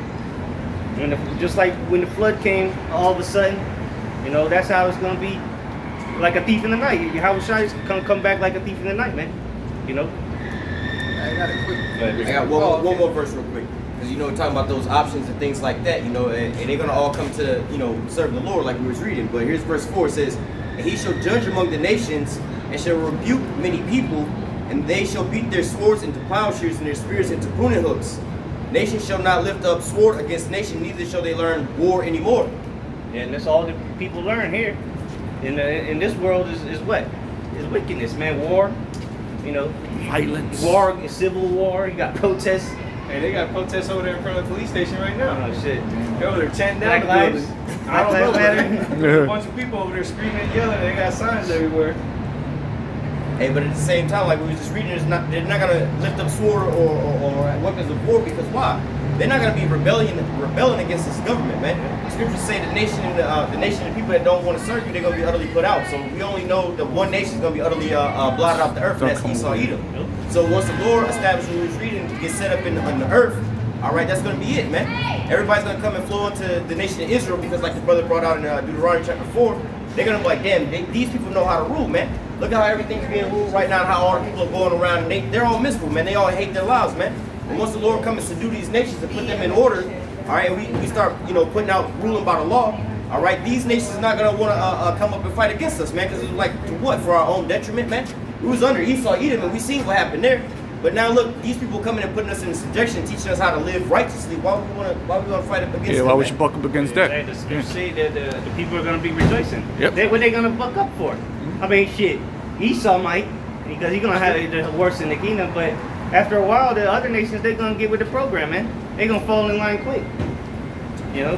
But Esau, he's going to be the slaves, of course, the biggest slaves, you know, but the other nations gonna be happy, you know, they ain't gonna have it as bad as Esau, so they have no reason to complain because they're gonna get their own lands again, you know, and it's gonna be all good, you know. I got a quick precept. You mentioned something real quick. It was like maybe a topic back from what we were talking about. Saints, because you stated that we saw a little bit a glimpse of the kingdom with Solomon, right? So it's St. Matthew's 12 verse 42. St. Matthew's 12 verse 42. It says, "The queen of the south shall rise up in judgment with this generation, it shall condemn it. For she came from the uttermost parts of the earth to hear the wisdom of Solomon. And behold, a greater than Solomon is here." So when Yahushua comes back in his full glory, yeah, exactly. It's gonna be, you know, his kingdom's gonna be far greater than King Solomon, man. Because he's not gonna go off and you start worshiping, building groves and shit. And then this time he's gonna rule the whole earth, the whole universe, everything, all of existence, really. You know, not just the the Middle East. It's gonna be the whole earth that the Lord's gonna have in his rulership. You know. But wait, this first and foremost, this place got to be destroyed. All right, because what? Two kings can't rule at the same time, and right now Esau's the king. But real soon, the true God is coming back. You know, to lay hold. That's why he's gonna take all the crowns. You know, have all the crowns, many crowns. Because he's taking Esau first and foremost, the top dog out. You know, you see these movies and they talk. Some dude goes to jail and they give him some advice. You find the biggest guy and you knock him out the first day. That's what Yahushua is gonna come do, man. Yep. He coming for the top dog. He gonna knock him square on his ass, man, and slap some chains on him, man. American military, all that done. So 1 Corinthians chapter 15, and I'll start at 23. 1 Corinthians 15 and 23. "But every man in his own order, Hamashiach the first fruits, afterward they that are Hamashiach at his coming." There, verse 24. And that's talking about the elect, man, the ones that are gonna be reigning with him, all right. And because Yahushua, he's gonna rule, he's gonna be the King of Kings, of course. But then there's gonna be kings. There's got to be more kings for him to be the King of Kings, you know. Yeah. And that's gonna be the beginning with the 144,000, right? King David being number 1, you know, under Yahushua. The second in command, so you can just understand. Go ahead. Read it again. Yeah. Spider senses. So 1 Corinthians 15, I'll read 23 again. 1 Corinthians 15 and 23. "But every man in his own order, Hamashiach the first fruits, afterward they that are Hamashiach at his coming." Verse 24. "Then cometh the end, when he shall have delivered up the kingdom to the Most High, even the Father." That's the end, man. Because the end is going to be the end of this world in the beginning of the kingdom of heaven, man. The kingdom of Yahweh watching outside, which by default is the kingdom of Israel, man. So they're going to be the people ruling. You know, Yahushua himself is an Israelite. Good. "When he shall have put down all rule and authority and power." That's right. He's going to put down all rule and authority and power. So ain't going to be one random village still governing themselves, you know, or Pakistan, it still has a standing government. Nah, man, they all going down. There ain't gonna be no governments except for the Lord's government, man. And that's what the scriptures say. All right, so the Lord's coming to rule, all right, in righteousness, though. But before he establishes the kingdom in righteousness, there's gonna be a lot of bloodshed and death. All right, You got something? Get Psalms 147, I think. I'll read one more verse. Okay. So 1 Corinthians 15 and 25. For he must reign till he have put all enemies under his feet. Yep. So the Lord's going to put all enemies of who? The enemies of the Lord. The enemies of Israel. We're talking about the Israelites of the Bible, not the state of Israel that was established in 1949. Not that. We're talking about true biblical Israelites. All right, the Lord is coming to restore the kingdom of heaven unto them. That's what. Matter of fact, grab that in Acts, real quick. Let's see what the disciples, the 12 disciples, or 11 at that time, asked the Lord what he was finna do. What he was fitting to do. Is it in Acts 2? I mean, Acts 1. Acts 1. Yeah. It's Acts chapter 1. I'll start at verse 6. Acts 1 and 6. When they therefore were come together, they asked of him, saying, Lord, wilt thou at this time restore again the kingdom to Israel? That's right. So the kingdom of heaven is for who? Israel. And everybody else, the enemies, are going to be taken down. And then you're going to have to do what we say. But it's going to be righteous. We're not going to tell you to do wicked shit like the ruler of this world does, Esau Edom. He promotes homosexuality, promotes wickedness. In the kingdom of heaven, righteousness will be promoted. You know, because it'll be the complete opposite of this world. And this world is nothing but wickedness. You know, and the kingdom of the Lord, he coming back to establish it in righteousness, man. I got you real quick. This is Isaiah chapter 2 and verse 2. Isaiah chapter 2, verse 2. And, oh, y'all did? Okay, cool. It says, and it shall come to pass in the last days that the mountain of the Lord's house shall be established on the top of the mountains, shall be exalted above the hills, and all nations shall flow unto it. And many people shall go and say, come ye, and let us go up to the mountain of the Lord, to the house of the power of Jacob, and he will teach us of his ways, and we will walk in his paths. For out of Zion shall go forth the law, and the word of Yahweh from Jerusalem. And that's what's going to make the kingdom of heaven righteous, because what? It's going to be ran according to the law, statutes, and commandments. And the law, statutes, and commandments is going to be in the inward parts of who? The Israelites. So therefore, we got to teach everybody else. Okay? Well, again, that kingdom is not going to come until all these nations are taken down, man. America is going to be destroyed. All right? All the other governments are going down. Because when the Lord returns, he's coming to fight. All right? And that's why they're making Space Force. America just made a Space Force from the clouds, man. The same way he left is the same way he's coming back. All right, you got more on that, or that was it? That was it. Okay, kind. I'm gonna read through this really quick, but that's backing you up. What you're saying. This is in Psalms chapter 2. Why do the heathen rage and the people imagine a vain thing?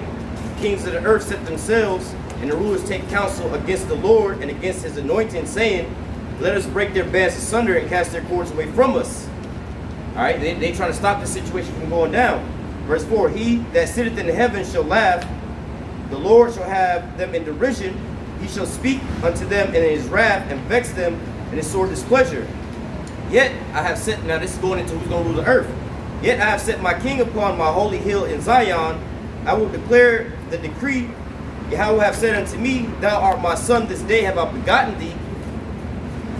Ask of me, and I shall give thee the heathen for thy inheritance, and the uttermost part of the earth for thy possession. All right, to rule over these people. And because if you get something in possession, what you get? You got property. You know, that's yours. You can do whatever you want with it, and that's what the Heavenly Father has promised unto you, to His Son. Okay. It says, "Thou shalt break them with the rod of iron; thou shalt dash them in pieces like a potter's vessel. Be wise now, therefore, O ye kings, be instructed. Ye judges of the earth, serve Yahweh with fear and rejoice with trembling. Kiss the Son, lest he be angry, and ye perish from the way when his wrath is kindled but a little. Blessed are all they that put their trust in him." So the Lord's going to beat him over the head with a scepter, all right? Because that's what he's going to have, a iron scepter, all right? And that's how he's going to rule. Because what a king has a scepter. And he's going to bash them, going to break them into pieces. Talking about their rulerships, man, and physically too. You know, the Lord's going to have slaves, you know, because he just said, "I give you the heathen for an inheritance." And I'll read that real quick. You can start at 5. All right, this is the book of Psalms, 149, verse 4. For Yahweh taketh pleasure and his people. And throughout the scriptures, we read in Acts that the disciples, which were all Israelites, asked the Lord if he was going to establish the kingdom unto Israel, right? Well, the Lord's people is Israel. So it said the Lord has pleasure in his people. And the scriptures say it's his pleasure to give, how's it go? It's his pleasure to give us the kingdom, roughly paraphrasing? Go ahead. Reading on, he will beautify the meek with salvation. See, while the earth is going to be in shambles, all right, in the midst of World War III, all right, the elect of the nation of Israel is going to receive salvation. Go ahead. Let the saints be joyful in glory. Let them sing aloud upon their beds.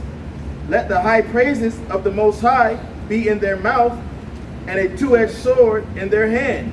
And that's going to be it's spiritual and physical, man. Because right now we have the two-edged sword, which is the scriptures. Go ahead. To execute vengeance upon the heathen. To execute vengeance upon the heathen. So the vengeance that needs to be brought is for the things that's been committed to our people. You know, the Lord is angry at the things that has been done to his chosen people, man. Go ahead. God is the truth. Yes, sir. And punishments upon the people. And punishments upon the people, man. That means the Lord is going to punish somebody. The elect are going to punish people, man. Go ahead. To bind their kings with chains. Bind their kings with chains, right? They're the elites, right? The Rockefellers, the Rothschilds, all them, the higher up echelons of Esau, right?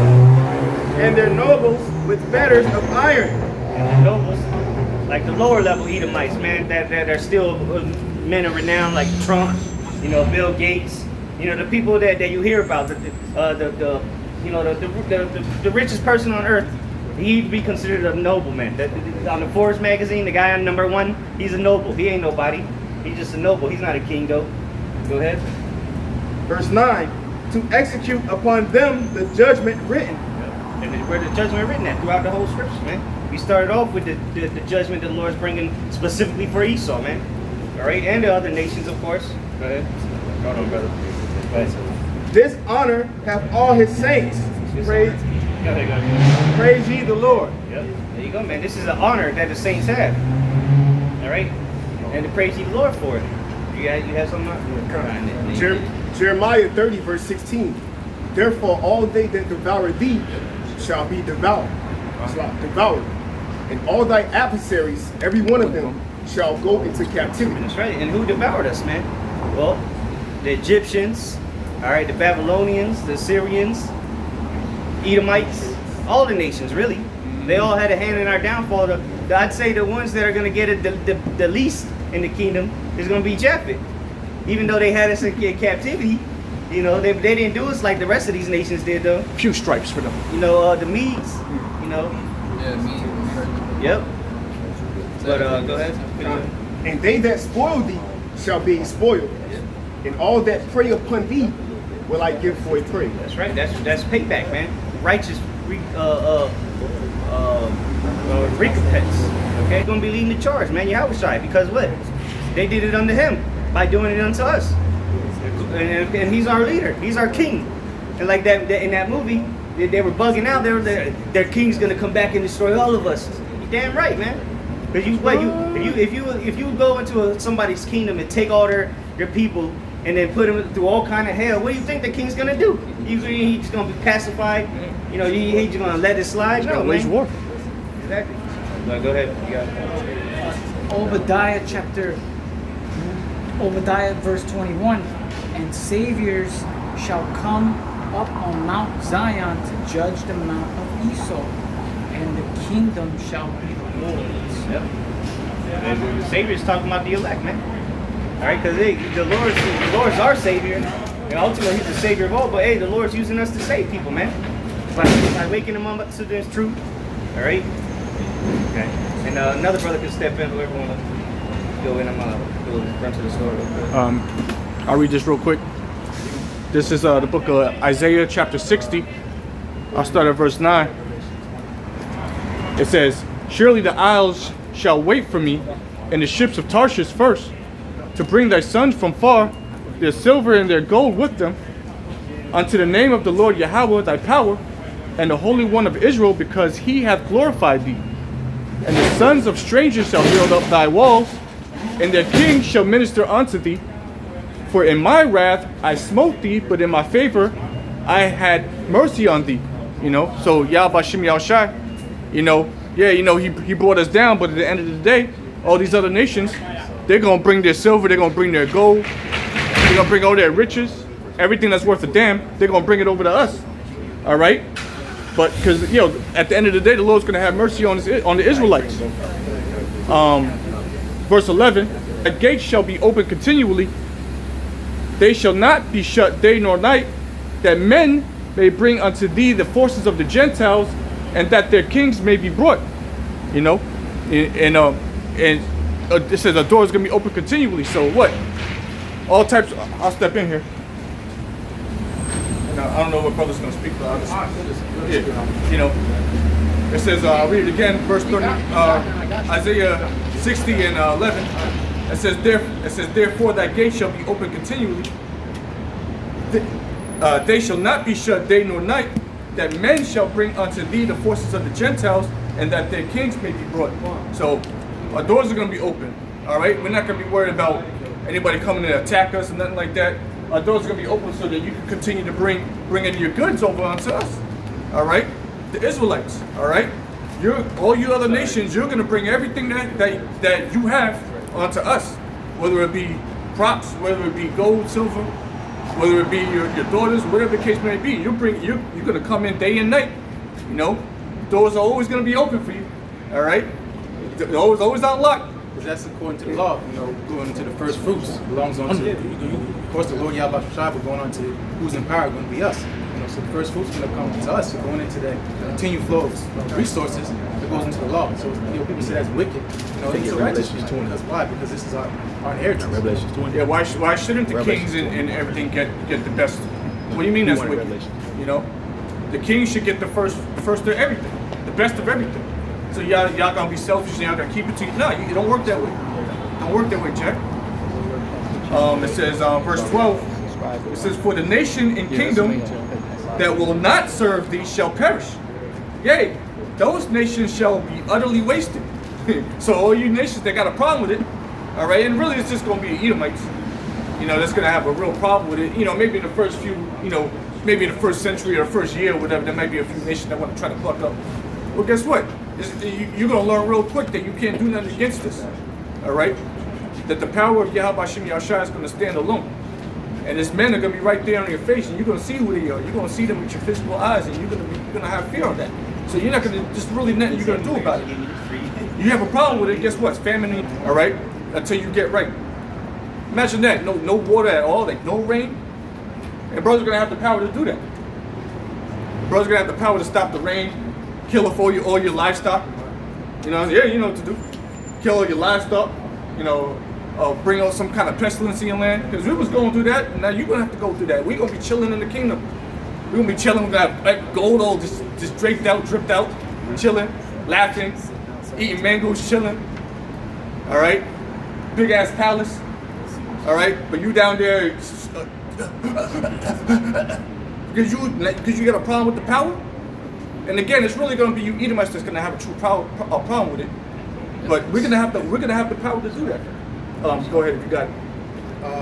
Which one? I don't know if you're going to get the famine. Because I said we'll have the power to stop bring a drought or bring a famine in. And if you brothers know what that is. I think I might have something to do with that. Okay, come. You know, because again, we're not just talking about political rule over the earth. We're talking about complete dominion over the earth. Go ahead, bro. Zechariah 14 verse 16. Zechariah 14 verse 16.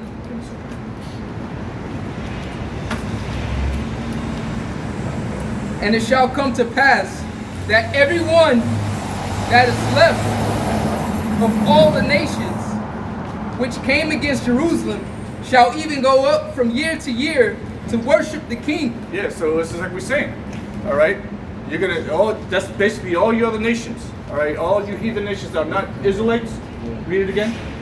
And it shall come to pass that everyone that is left of all the nations, right, which came up against Jerusalem. This is basically all 100% of your nations came up against us. Go ahead. shall even go up from year to year to worship the King, the Lord of hosts, and to keep the feast of tabernacles. You're gonna have to get under the Lord. Yep. All right, and you're gonna worship Yahweh Shem Yahushai, and you're gonna worship His men too. You're gonna worship all of us, but you're gonna worship the Most High. You're gonna be calling His name. You're gonna be speaking Hebrew. You're gonna be keeping the Feast of Tabernacles. You're gonna be keeping all the high holy days. All right, and whatever else that's got going on. Go ahead. Verse 17, and it shall be that whoso will not come up of all the families of the earth unto Jerusalem Anybody got a problem with it? Go ahead. to worship the King, the Lord of hosts, even upon them shall be no rain. Oh, so yeah, there it is. You're not gonna have no rain. You're gonna stop the rain from falling. You're just gonna be in a dry ass land. You're trying to be proud, or trying to be tough guys over there, or trying to start a coup, or a rebellion. That shit ain't gonna fly, dog. It ain't like this. It ain't like this rule where you can start a rebellion against the king and all that. It ain't gonna work, bro. All right. What are you gonna take like they used to do in China? You used to take the things they used to cut the wheat and the rice down and use it as a weapon. Practice martial arts. You can try to come against the rulership. It ain't gonna work, bro. We're gonna have literal god bodies. All right. You're not gonna be able to do nothing against us. And if you try, guess what? No more rain for you. I got it, brother. This is Revelation chapter 11. Let me start at verse 3. It says, and I will give power unto my 2 witnesses, and they shall prophesy 1,260 days, clothed in sackcloth. These are the 2 olive trees, the 2 candlesticks standing before the God of the earth. If any man will hurt them, fire proceedeth out of their mouth and devoureth their enemies. And if any man will hurt them, he must in this same manner be killed. These have power to shut heaven, that it rain not in the days of their prophecy. They have power over waters to turn them into blood, and to smite the earth with all plagues as often as they will. That's the prophecy, man. We're telling you that that's the power that's going to be given unto the Israelites, the 144,000, the elect of Israel, when they're in their rulership. All right, they're going to have the power to stop the waters, to stop the rain, to bring all types of pestilence onto your land. It's going to be in the hands of the elect. All right, and it's not far-fetched. All right, these are Yahushua was on earth. He was doing all types of miracles. All right, so this is something we're talking about, a rulership in righteousness. Okay, a rulership under the power of the universe. Okay, he's putting his men in power. You think it's just going to be another political vote for me type shit? No, it's going to be either you with it or you're not. If you're not with it, hey, this is the judgment. That was it on that. Let's go finish that. Yeah, go ahead, bro. Verse 18, and if the family of Egypt go not up and come not, that have no rain, there shall be the plague, where the Lord will smite the heathen that come not up to keep the Feast of Tabernacles. Yeah, you're going to get smitten. Go ahead. This shall be the punishment of Egypt, and the punishment of all nations that come not up to keep the Feast of the Tabernacle. Yeah, so they're making it very clear. If you don't do it, then you're gonna get smitten. All right, you're gonna get, whether it be pestilence, whether it be famine, all right, drought. Okay, this isn't fun. You're trying to run your village, your community, and then your leaders are bucking up against the powers that be, and this is what happens to you, and you're trying to be proud with it. Hey man, let's read it again here in Isaiah chapter 60 verse 12. For the nation and kingdom that will not serve thee shall perish. Yea, those nations shall be utterly wasted. So you're gonna have a bad time. All right, we're giving you the warning now. All right, we're in a lower state right now. We can't do nothing. All right, this is the best we can do as far as a power, because we don't have any power. This is the power that we have, is through this book. All right, through our faith. But when the Lord comes back and He gives us our power, and we believe it's going to be us. Otherwise, we won't be out here. When He comes back and He gives us our power, you're gonna have to fall in line. And hey, most nations are gonna do it because they're gonna see the power and they're gonna have fear. But those that don't want to serve the power, guess what? All right, no food for you, no soup for you. All right, yes, I'm bro. Okay, Yeah. I want to bring that up. I can get to it. This is You got it, brother. This is Exodus chapter 17 was 20. Yeah, 17 and 16. No, that's not quite what I wanted. But it says Yeah, I'll read on a little bit here. Go ahead. Yeah, brothers find that. I'm going to read on a little bit here in the book of Isaiah chapter 60 again, verse 13. It says that the glory of Lebanon shall come unto thee, the fir tree, the pine tree, and the box together, to beautify the place of my sanctuary.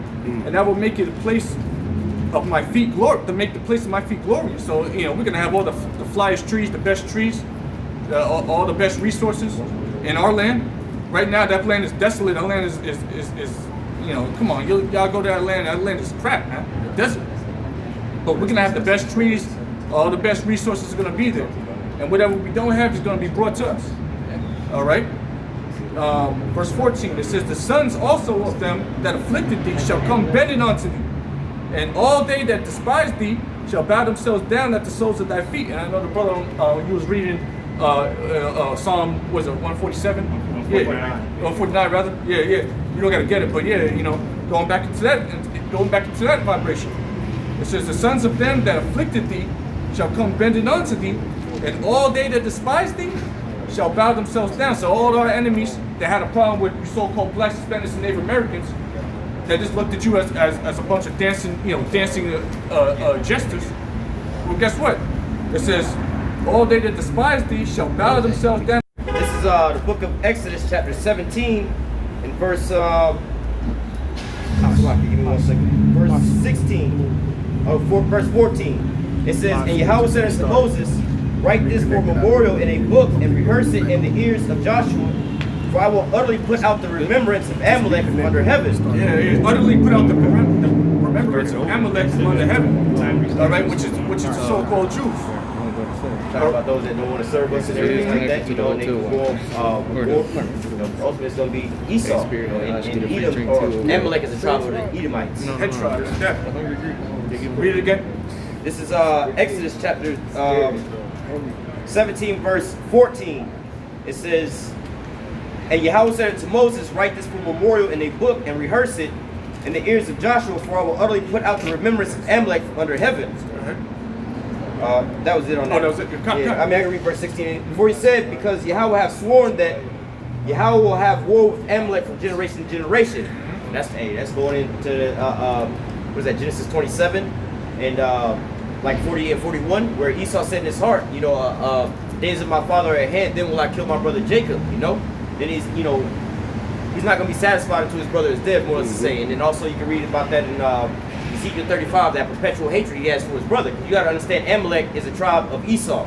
So these are, synonymous, but this is like saying Judah and Israel.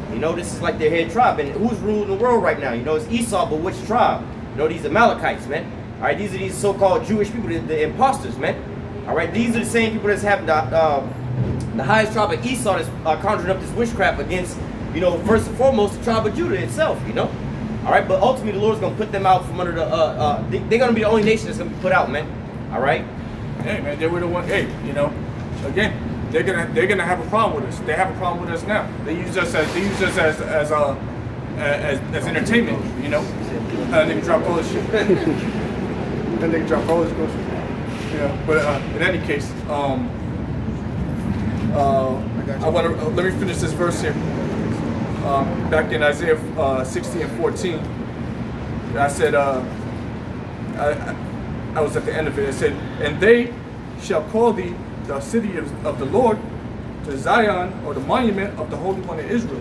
Okay, so that's what Amalek's gonna call us. All right, in the little time they're gonna have left to serve us before they get put out. All right, until they get old yelling. Okay, they're gonna have to bow down to us. They're the kings of the earth right now. But guess what? The kings are gonna be bending down at your souls, brothers. All you brothers, that watch these videos, that believe in Yahweh Bashim Yahushai, you brothers that go on the highways and hedges, that teach it, whether you teach or whether you listen, you brothers that watch it, at home, guess what? These Amalekites are gonna be down at your feet. They're gonna be looking at you as a god. Right now, they got all the riches of the earth. But that's gonna be taken from them. It's gonna be given unto you. times 100, times 1,000. I don't have a number times 1,000. Go ahead. I got a quick precept because the brother said because the only people that's gonna buck up, it is gonna be some nations that's gonna buck up. We're gonna show you right here. This is Revelation 9, verse. I'm gonna start at 17 and verses at 21. Revelation 9, verse 17. And thus I saw the horses in a vision, and them that sat on them having breastplates of fire. And it's going into the description of the missiles. All right. It says, and of the Jansen and brimstone, and the heads of the horses were as the heads of lions. All right, because that's where the power at is in the missiles, it's in the warhead. That's why they call it a nuclear warhead. All right. It says, and out of their mouths issued fire, smoke, and brimstone. So that goes right there. Show you it's not talking about actual horses. Yep. All right, because what horse out of the mouth issue fire and brimstone? Yeah, we're talking about the mouth is the head, The mouth issue fire and brimstone. Yeah, we're talking about the mouth is the head, the front of it, and the detonate, the part that detonates. Yeah. It says by these three was the third part of men killed. The third part of men is Esau, Edom, the wicked. Okay. It says by fire and by the smoke and by the brimstone which issued out of their mouths. For their power is in their mouth as in their tails.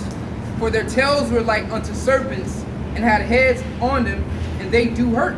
All right. Get the picture too, just to show the visualization. Yeah, the tails as the tails of serpents, man. When those missiles go off, man. Okay.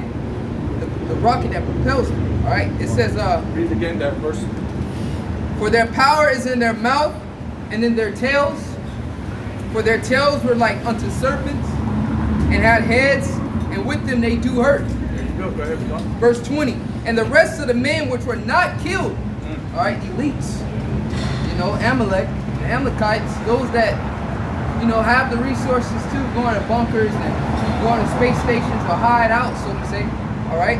And the rest of them which were not killed by these plagues, yet repented not of their works, of their hands, and they should not worship devils and idols of gold and silver and brass and stone and of wood, which neither can see nor hear nor walk.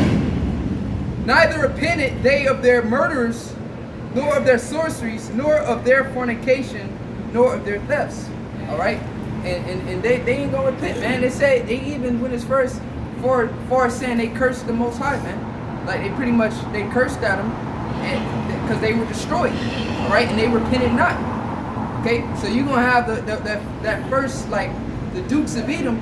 That first set, man, they gonna be bucking up. We gonna have to jack their ass up, man. All right, because why? They gonna be their power. They gonna be taken. All their power gonna be taken away from them, and they gonna be salty about it, and they gonna be cussing at us and not repenting. You know what I mean? They're gonna be tough guys, man. Yeah, in the face of their rulers, But hey, we're gonna have fun with that. Yeah, exactly. So that's gonna be the fun part. Yeah, don't worry about all that. We're gonna have a lot more power than they're gonna have. Go ahead, Malachi. Malachi, select. It's the book of Isaiah, chapter 49, starting at verse 22. Thus saith the Lord power, behold, I will lift up my hands to the Gentiles, and set up my standard to the people. And they shall bring thy sons in their arms, and their daughters shall be carried upon their shoulders. Verse 23 to 20 for you, brother. Yep. And kings shall be thy nursing fathers, Yep. and their queens thy nursing mothers. Right. They shall bow down to thee with their face toward the earth, and lick up the dust of thy feet. And thou shalt know that I am Yahweh, for they shall not be ashamed that wait for me. That's right, man. The end. That's the end. That's the story right there. That's the happy ending that we're talking about, man. The fairy tale ending. All right, where we have the kings of this earth. We have these Rothschilds and Rockefellers and all these big boys that rule everything. These crackers. They're gonna be bowing down at your feet, man. I'm not talking about these everyday ones. That's why you don't even see us trying to even do that. These crackers no more like we used to do like 5 years ago, and asking them to kiss our feet, man. Hell with that. We want the big boys to do it.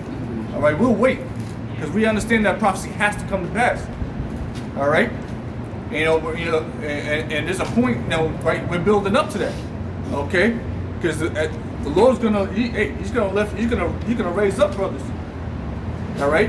Right now we in this lower state. You know, we at work, we get sick, we get injured, we have emotions. You know, but all that's gonna be put aside, and the Lord's gonna strengthen His men. You brothers out there that believe, that are fervently standing up for this truth, the Lord's gonna give you power. He's gonna give you power. He's gonna give you real power that we can't even really put into words. All right, and it's gonna be over anybody on this earth. Physical power, mental power, spiritual power, you name it. We're gonna have it. Read Jeremiah 16:16. So Jeremiah 16:16. Behold. Oh wait. Jeremiah 16:16. Jeremiah 16:16. Behold, I will send for many fishers, saith the Lord Yahweh, and they shall fish them. Yeah, and the fishing is happening. It's been happening. All right. So I want to get that in Mark 1:17. Yeah, this is the fishing. When you got YouTube and you get the notification, you see the brothers on the highways. That's the fishing. Okay. Which is we're not hurting nobody. This is the hook. This is the hook. It's the hook right here. That 12 tribe chart. Hey, you see that 12 tribe chart, and you see Panamanians on there. You see Mexican on there. You see a bunch of black people standing up here. You're like, oh shit, But then you look at the chart, you see Mexicans. Like, oh shit, I'm part of this. Oh shit, now you hooked. Like, hold on, this is about me. What are you saying? You're saying that these people are the children of the Most High, and nobody else is down. No one else could be a part of this. Shit, I like that shit. I want to hear more of that. If I may say this. Yeah.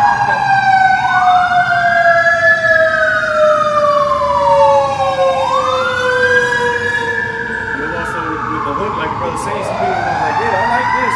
And then you get people who will scoff, like vocab alone. That's why the scriptures say, some good fish and some bad fish. And we expect his ass to go because he ain't Edomite in everybody's eyes, But you got Jacob be sitting side by side with this man. You got actual black dudes sitting with Malone being precepts with him and shit. Real quick, just to make a point, because this They look at this as a stumbling block. It's not. It didn't hook them.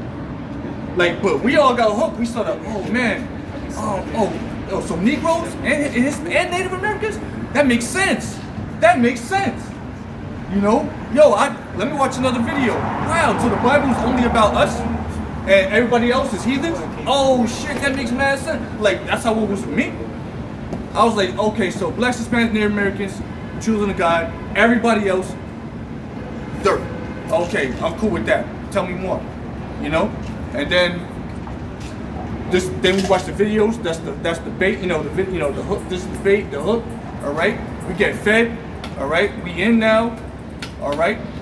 Go ahead. Real quick, just to back you up, showing that. I know you have something there. Yeah. This one verse is Ezekiel 37 and verse 16. Moreover, thou son of man, take thee one stick and write upon it for Judah, right, and for the children of Israel and his companions. Then take another stick and write upon it for Joseph, stick of Ephraim, and for his companions of Israel, and join them one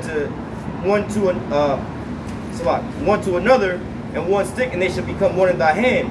And when the children of thy people shall speak unto thee, saying, will thou not show us what thou meanest by these?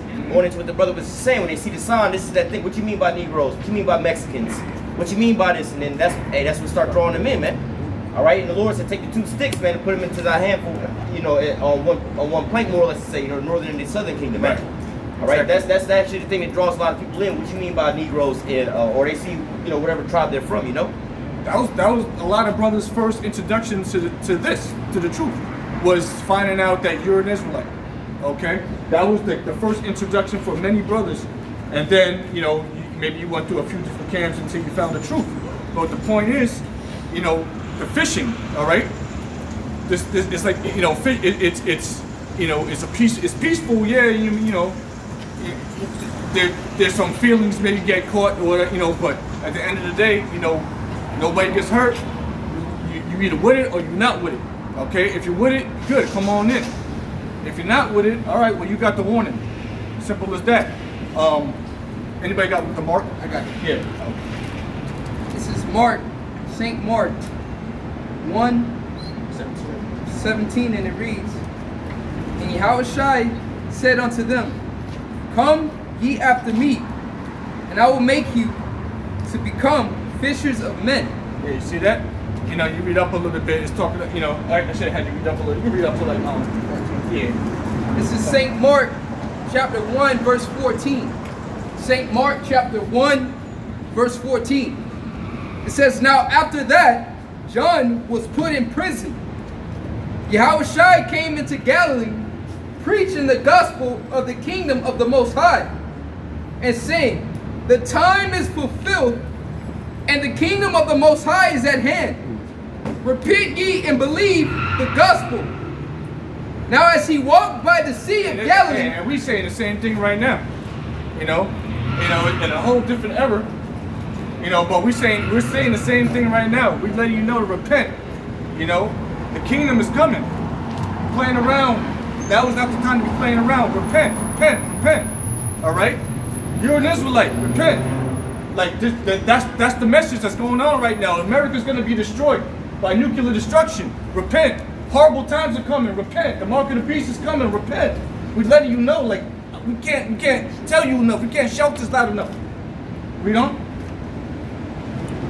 it says, Now as he walked by the Sea of Galilee, he saw Simon and Andrew, his brother, casting a net into the sea, for they were fishers. That was their occupation. That was their job. That's how they get paid. You know, they fish. You know, they sell the fish or whatever the case may be. All right, go ahead. Verse 17.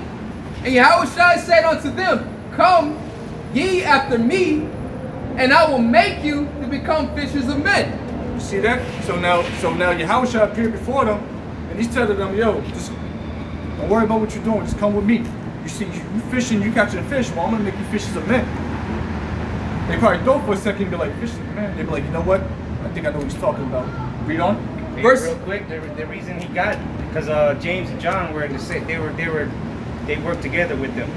So them four were fishermen, and the reason he got them, you know, spiritually, is because they already had that concept of fishing. So they knew it took patience. You didn't just jump in, throw the net in the water, and you're gonna catch fish instantly. So they already had that, you know, the idea of, you know, fishing. So they you know, through the spirit, you could extrapolate that. That's why the Lord first went to get them. And then they actually, Andrew, for sure, I think John was the other one, they already knew about Yahushua, because they were followers of John the Baptist. You know, or not John the Baptist. Yeah, John the Baptist. Yeah, they were followers of him, you know. So I think it's in Luke, it tells you that Andrew runs and tells his brother about Yahushua, you know, so they already knew about Yahushua. So when they seen him come up and tell him that, they was ready to go. They dropped in. That's the man right there. Oh yeah, so read it, yeah. Verse 19. And when he had gone a little further thence, he saw James the son of Zebedee and John his brother, who also were in a ship. Go back, I think. We start at verse 17 again? Yeah, read 16. No, read 17. Yeah, read 17. It's like St. Mark 1 verse 17. And Yahushua said unto them, Come ye after me, and I will make you to become fishers of men. right. And then what did they do after that? Verse 18. And straightway they forsook their nets and followed him. That's it. That's the point I wanted. They forsook their occupation, their jobs. All right, yeah, they fishermen, but now they're gonna be fishers of men. All right, and that's what you see what's going on up here, all over the planet Earth. You got the truth coming out there. People are waking up to the understanding of the Holy Bible, understanding who the devil is. All right, nobody had the concept of what the devil is until recently. Like it makes sense now. Oh, red man. Oh shit. Oh, deceiver. Oh, it means deception. Oh shit. Oh, so Esau, Edom. Oh shit. It's just get flooded with all this understanding. That's the hook. That's how you get caught in this thing. Now, once you understand who your enemy is, who you are, and who your power is, now is where your faith gets built up. Now your faith is built up. And now you understand, like you reading all the prophecies in the Bible, or you listening to brothers read the prophecies in the Bible prophesying to you, and you understand what's about to come. All right? Yeah, destruction is coming, but also something beautiful is going to come. Yeah, power's coming. Power's coming for you, brothers. All right? We going to get power. You still got that? Yeah. Start again. Jeremiah 16 and 16.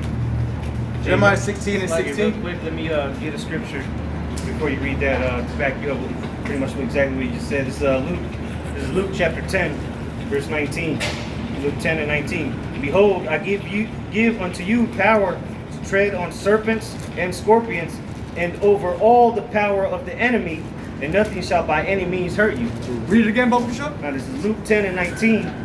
Behold, I give unto you power to tread on serpents and scorpions, and over all the power of the enemy, and nothing shall by any means hurt you. Nothing shall. We're gonna be completely impervious to any attack. All right. This isn't any like what am I trying to say? This is literal. That's what I'm to get the point across. This is literal. Yeah, it's not parabolic, okay? That's kind of what I wanted to say. Yeah, this is literal. The Lord's going to give us power to tread over our enemies. He's calling them serpents and scorpions. These are dangerous creatures on the earth, and he's likening our enemy, who's what? Esau, Edom, these other nations, as these dangerous creatures, and we're going to have power over them to destroy them, to beat them in anything, battle. We're going to have battle power over them. All right. Go ahead. That's it. Yeah, I got it. Go ahead, brother. There you go. Yeah, you want to go with that? Yeah. Yeah, go ahead. This is Revelation 2 and 25. Revelation 2 verse 25. Yeah. But that which ye have already, hold fast till I come. That's the truth, man. We got the understanding, the knowledge, wisdom, and understanding the Lord has bestowed upon us. All right. Hold fast. What it means, hold fast means hold on firm, hold tight.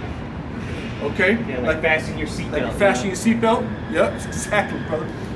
All right. Hold fast until I come. You know. And he that overcometh and keepeth my works unto the end. All right. So you brothers that can make it and endure unto the end. All right. You know, he that endures to the end, the same shall be saved. Read it all the time. Go ahead. To him will I give power over the nations. To you will he give power over the nations. So you can have power over all these different nations out there. All right. You can have power all over all these different nationalities on the earth that you see sitting in high places. You are going to be above them all. You're going to be given that power is going to be given to you from on high. Read on a little more. And he shall rule them with the rod of iron, as vessels of a potter shall they be broken to shivers. That's right. So violence. Yeah, we're going to beat their ass. All right. It's going to be a strong, fervent rule over the nations, just like the brother read in Psalm 2 earlier. All right. Read on a little bit more. Yep. Even as I received of my Father, and I will give him the morning star. He that hath an ear, let him hear it unto the churches. That's right. You see that? So we're telling you now. It was told to us. We're telling you. All right. And just and just like I said earlier, it said what? Hold fast. So you get this understanding. Hold on to it tight. Because hey, we seen this understanding leave people. So you wanna pray. That's why that Psalms 51 exists, man. Use that. All right. Ask the Lord to increase you. Ask the Lord, never take this away from you. Because if the Lord takes it from you, then guess what? It's very tough getting it back. Not saying it's impossible, but it's unlikely. All right. We're talking about getting spiritual powers. We're talking about getting power over the nations. You're not gonna get that if you don't believe. You're not doing no work for the Lord. So, you're not down. You're not in this thing. Yeah, I got something real quick. You done with that? Yeah. This is Jeremiah chapter 51. I'm going to read verse 19 and 20. You can read on down to 24. It says, the portion of Jacob is not like them, for he is the former of all things. Actually, hold that. Yeah, hold that. I want to get that too. Finish reading that, then we'll get that. Yeah, hold that. So Jeremiah 16 and 16. Behold, I will send for many fishers, saith the Lord Yahweh. Right. And they shall fish them. And afterward will I send for many hunters. Oh shit. And we understand what hunters do. Hunters, they seek blood. They seek for the kill immediately. All right. That's not a peaceful pastime. All right. Unless you're an Edomite and you just love blood. Okay. Pursuant to Ezekiel chapter 35. All right, read on. And after will I send for many hunters, and they shall hunt them. And those hunters are the same people. Those hunters are the same fishermen. They're fishing now. All right, it's peaceful right now. We don't have the go ahead to hunt. That's why you see brothers up here with Bibles. That's why we letting you know. That's why we don't get involved in no violence. That's why we're strictly against it. We tell you, brother. We tell brothers all the time, like, yo, when the shit pop off, don't be out there trying to kill people and do all this extra shit. All right, you at work, then either might try you and they don't go in and try to beat his ass. We tell you, this we are peaceful people. All right, but when the Lord gives you the green light, and that's when that's not far from now. Right, you'll know when it's coming. Read on. And they shall hunt them from every mountain, and from every hill, and out of the holes of the rocks. Yeah, man, you Edomites that be hiding in these deep underground military bases, or whatever little bunker you may have. You rich Edomites that built a bunker, you got $1 million bunker under your mansion. All right, we're gonna get you. We're gonna get you under there. All right, we're gonna get you. We're gonna find you. We're gonna get you. I got that right. All right, we're gonna twist your head off. All right, we're gonna go there. Yeah, you might have the big lead door. In there, you got all types of food in there. You got air. You think you're good. You spend all types of money on that, and nobody knows where it is except for the builders. Well, we know exactly where everything is at when the Lord gives us the power. And that's gonna backfire on them because it's meant to keep people out, but Yahushua disappeared into a room when he came back, so he said we're gonna do greater works. So if we disappear into your bunker, you sealed in there. Where you gonna go now? And where you go? Yeah, you stuck in there with a lion, bro. You can't open up. You can't put in the code fast enough to open that bitch up and get out of there. You gotta turn them motherfuckers. Yeah. You got a lion right behind you. You got a god right behind you. We can teleport if we want to. You over here trying to get you're done, man. So we said you're gonna hunt you out of every hole, out of the holes of the rock, out of every hill, all you different governments.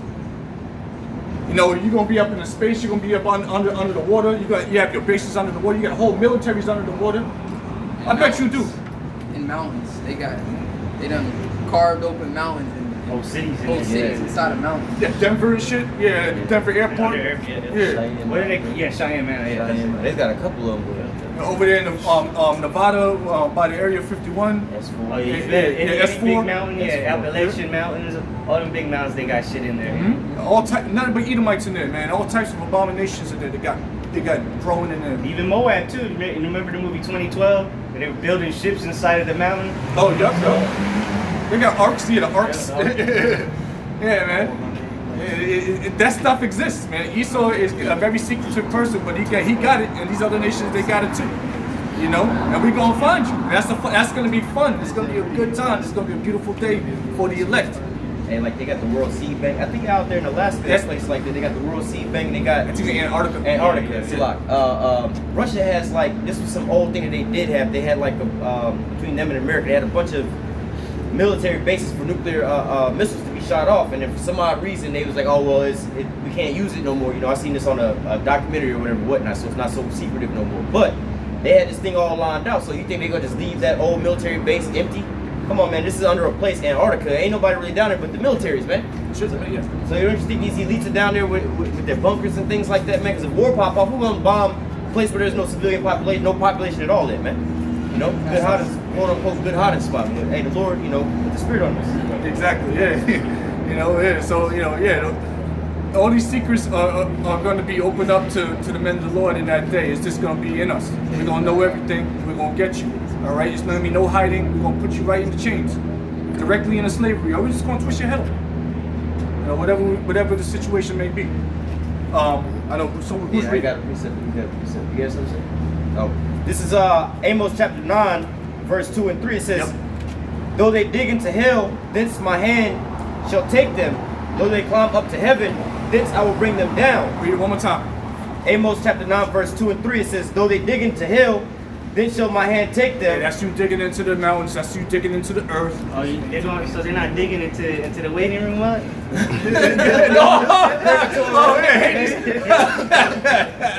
Oh yeah, we gotta have See what word. Volker gotta explain that joint, man. Whoa. Yeah, what does that mean? I don't understand. Break it down. man. Read it again. It says, Amos chapter 9, this is verse 2. It says, though they dig into hell, thence my hand shall take them. So we know what that is. We understand that's them building or digging and hiding deep into the earth. With the technology and the deep underground military bases. Go ahead. Though they climb up to heaven, thence will I bring them down. That's them going up into the atmosphere, into the space, and into the sky. It's there already. They got stuff out there. ISS, It's in low Earth orbit. We can't see it. We don't know what the fuck they're doing up there, but it's there. All right. They got their little spacecrafts, and they I have can to. see him. Is it perfect? I still got to see that movie. I still need to see that damn movie. Yeah. But yeah, brothers watch Elysium apparently because that's the movie they break that down. I still got to watch it. But yeah, man, they're up there. Yeah, I know, in part two. that's what the International Space Station's all about. And they only show you what they want you to see. They knows they got hotels and shit up there already. Well, it's good to have all the attachments to keep going on. They just keep bringing pods on, man. That shit they show us is real primitive. The shit they show us is the same shit they had from back in the 90s. Old ass technology and shit. Mirror and all that was, They always show you the old radars and this and that, but your iPhone can see through all kind of shit. You think they got this old ass technology up there, man? Come on, man. On the radar. yeah, come on, man. Come on, this thing got more technology than the space shuttle has. Finish this. Verse 3 it says, and though they hide themselves in the top of Carmel, going into those mountains, I will search and take them out of thence, and though they hide themselves in the sight of the bottom of the sea, then will I command the serpent, and he shall bite them. That's right. So hey, you can't win anywhere you hide. All right. The Leviathan gonna come and swallow your ass up. All right, and that's a real thing. It's in the Bible. Okay. All right. We're just preaching the Bible. We're not just making this shit up. All right. I know it sounds crazy, but it's in the Bible. All right. All right. It's all there. All right. Yep. Going back into the fishers, going into hunters. There's the book of Isaiah, chapter 41. Yep. Oh yeah. We'll get that. I can start at verse 14. Fear not, thou worm Jacob, and ye men of Israel. I will help thee, saith Yahweh. Read it again. This is the book of Isaiah, chapter 41, starting at verse 14. Fear not, thou worm Jacob. Yeah, he's likening the nation of Israel onto a worm, which is a very lowly, defenseless creature. All right?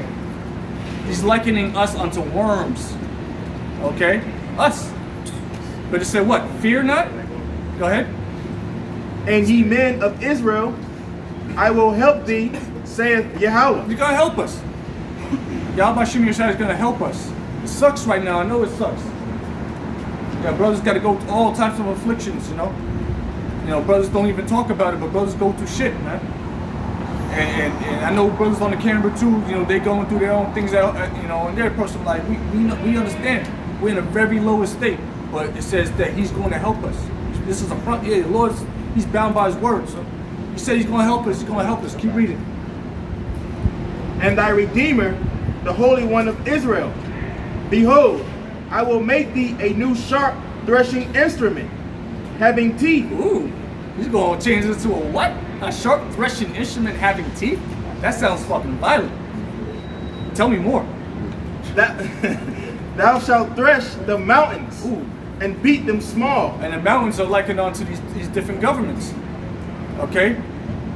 We say that a lot, but when you see mountains and hills, it's typically talking about these nations, these big nations and these little nations. Mountains are the big nations, hills are the small nations. Okay? So read that part again. Thou shalt thresh the mountains and beat them small. So we're gonna beat these governments down in the powder. Oh, keep going. And shalt make the hills as chaff. Yep. Thou shalt fan them, and the wind shall carry them away. Yep.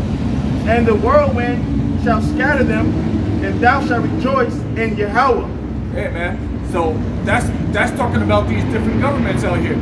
A worm is going to be risen up to destroy the Edomite nation. Hey, real quick, if I can say, that's that scene out of the movie X-Men Apocalypse where Homeboy come back, he say no more superpowers, man. And that's what he's reading. He gonna beat these mountains into small hills, man. Hey, breaking them all the way down, man. No more superpowers, man. No more. You had your time. You did a great job being the devil. I'll give you that. But you had your time to rule, and now it's a change. Now it's gonna be a change of power. That was it on that, right? Just a little bit more. Oh, you heard? It says, and shall glory in the Holy One of Israel. That's right, the Holy One of Israel. Most High, Yahweh Shem Yahushua. All right? And our glory always goes to Yahweh Shem Yahushua. When we wake up, when we go to sleep throughout the day, multiple times a day, we give glory unto our Lord Yahweh Shem Yahushua. Barakatah Yahweh, Barakatah Yahushua. All right? Just for giving us his understanding. All right? Yeah, go ahead, bro. Going into the fishing. This is Amos chapter 4. Amos 4, and I'll start at the top of verse 1. It's Amos 4 and 1. Hear this word, ye kin of Bashan, that are in the mountain of Samaria. So going in, to Bashan these are the Amorites. So pretty much making the connection is going into now Esau, Edom. So Bashan, go back to Deuteronomy 3rd chapter. King of Og was the king of Bashan. Og, king of Bashan, was of the Amorites. So Amos 4 and 1, hear this word, ye kin of Bashan, so that line, that are in the mountain of Samaria, which oppress the poor, which crush the needy, which say to their masters, bring and let us drink. And ultimately, that's talking about us, of course. We're their masters. And they're saying to us, bring us drink. I forgot who it was a cupbearer. It was the king's cupbearer. I forgot exactly what it is. It might have been Amos. I'll take a walk, yes.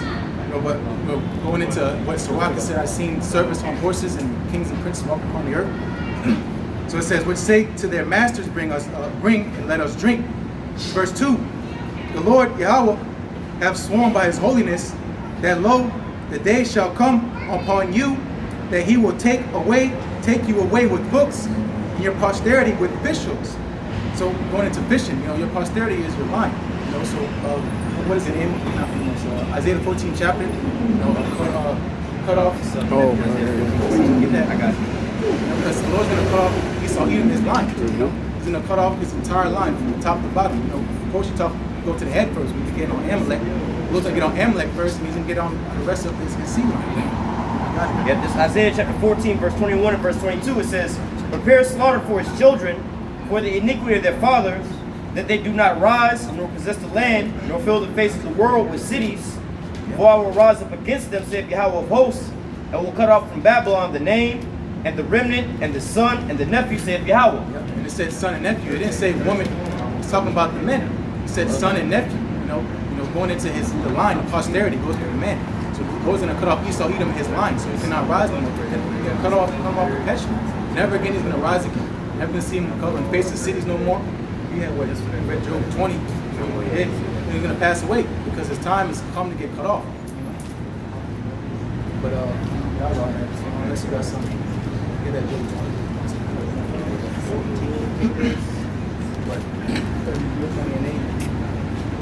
This is Job 20. I'm starting verse 7 and read verse 7 through 9. Job 20 and 7. Yet he shall perish forever like his own dung. They which have seen him shall say, where is he? He shall fly away as a dream. He shall not be found. Yea, he shall be chased away as a vision of the night. The eye also which saw him shall see him no more, neither shall his place any more behold him. Yep, so that's specifically talking about Esau, even so-called white men. So these other nations are going to catch hell, they're going to get judged. There's still going to be a remnant of them. They're not going to be cut off. No one is promised to be cut off besides Esau Edom. Read Obadiah. Book of Obadiah says he's going to be cut off forever. Esau, Esau Edom, he's a bad guy, man. He's a bad man. He's a bad man. He needs to go. The universe don't need another one of those.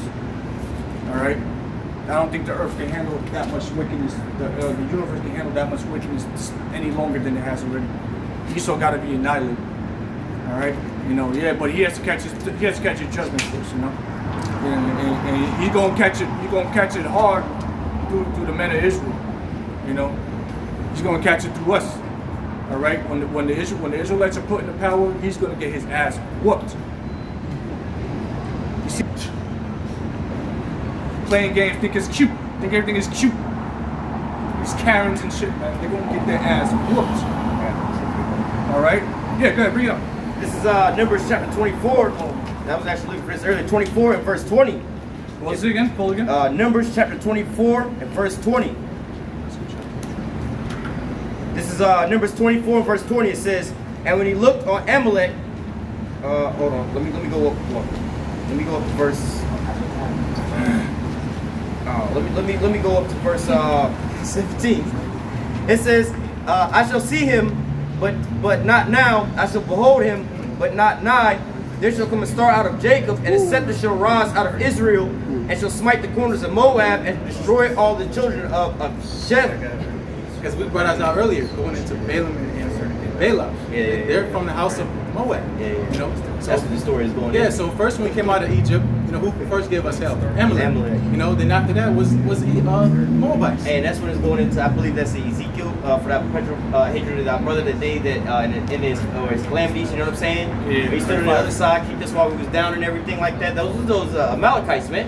And they still have perpetual war to us from generation to generation. And it's no surprise now. That's what we fighting over. Who are the real Jews, man?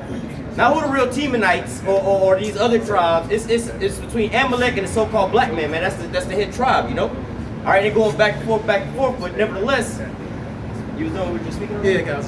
Kind of just going down, verse 18, and Edom shall be a possession, Seir also shall be a possession for his enemies, and Israel shall do valiantly. So Edom is the whole house, you know? And out of Jacob shall come he that shall have dominion, and shall destroy him that remaineth in the city. And when he looked on Amalek, he took up this parable and said, Amalek was the first of the nations, but his latter end shall be he shall perish forever. The only nation, man, they're gonna be cut off forever. That's that Obadiah 1:18, man, or Revelation 14:22. You got that? I got Obadiah 1. Go ahead, brother. No. That's the book of Obadiah, chapter 1, verse 18. And the house of Jacob shall be a fire, and the house of Joseph a flame, and the house of Esau for stubble. And they shall kindle in them and devour them. And there shall not be any remaining of the house of Esau, for the Lord Yahweh by Hashem Yahushai have spoken it. And that's exactly what the Edomites going to start reading when the stargazers and the witches, the Lord going to put a spirit on them to prophesy and read the book of Obadiah. You know, have them bugging out. That's the only book Esau never promotes. Before you come into the truth, you probably don't even know Obadiah is a book in the Bible. Yeah. That's that forbidden scroll. Yeah, I thought it was one of the lost books.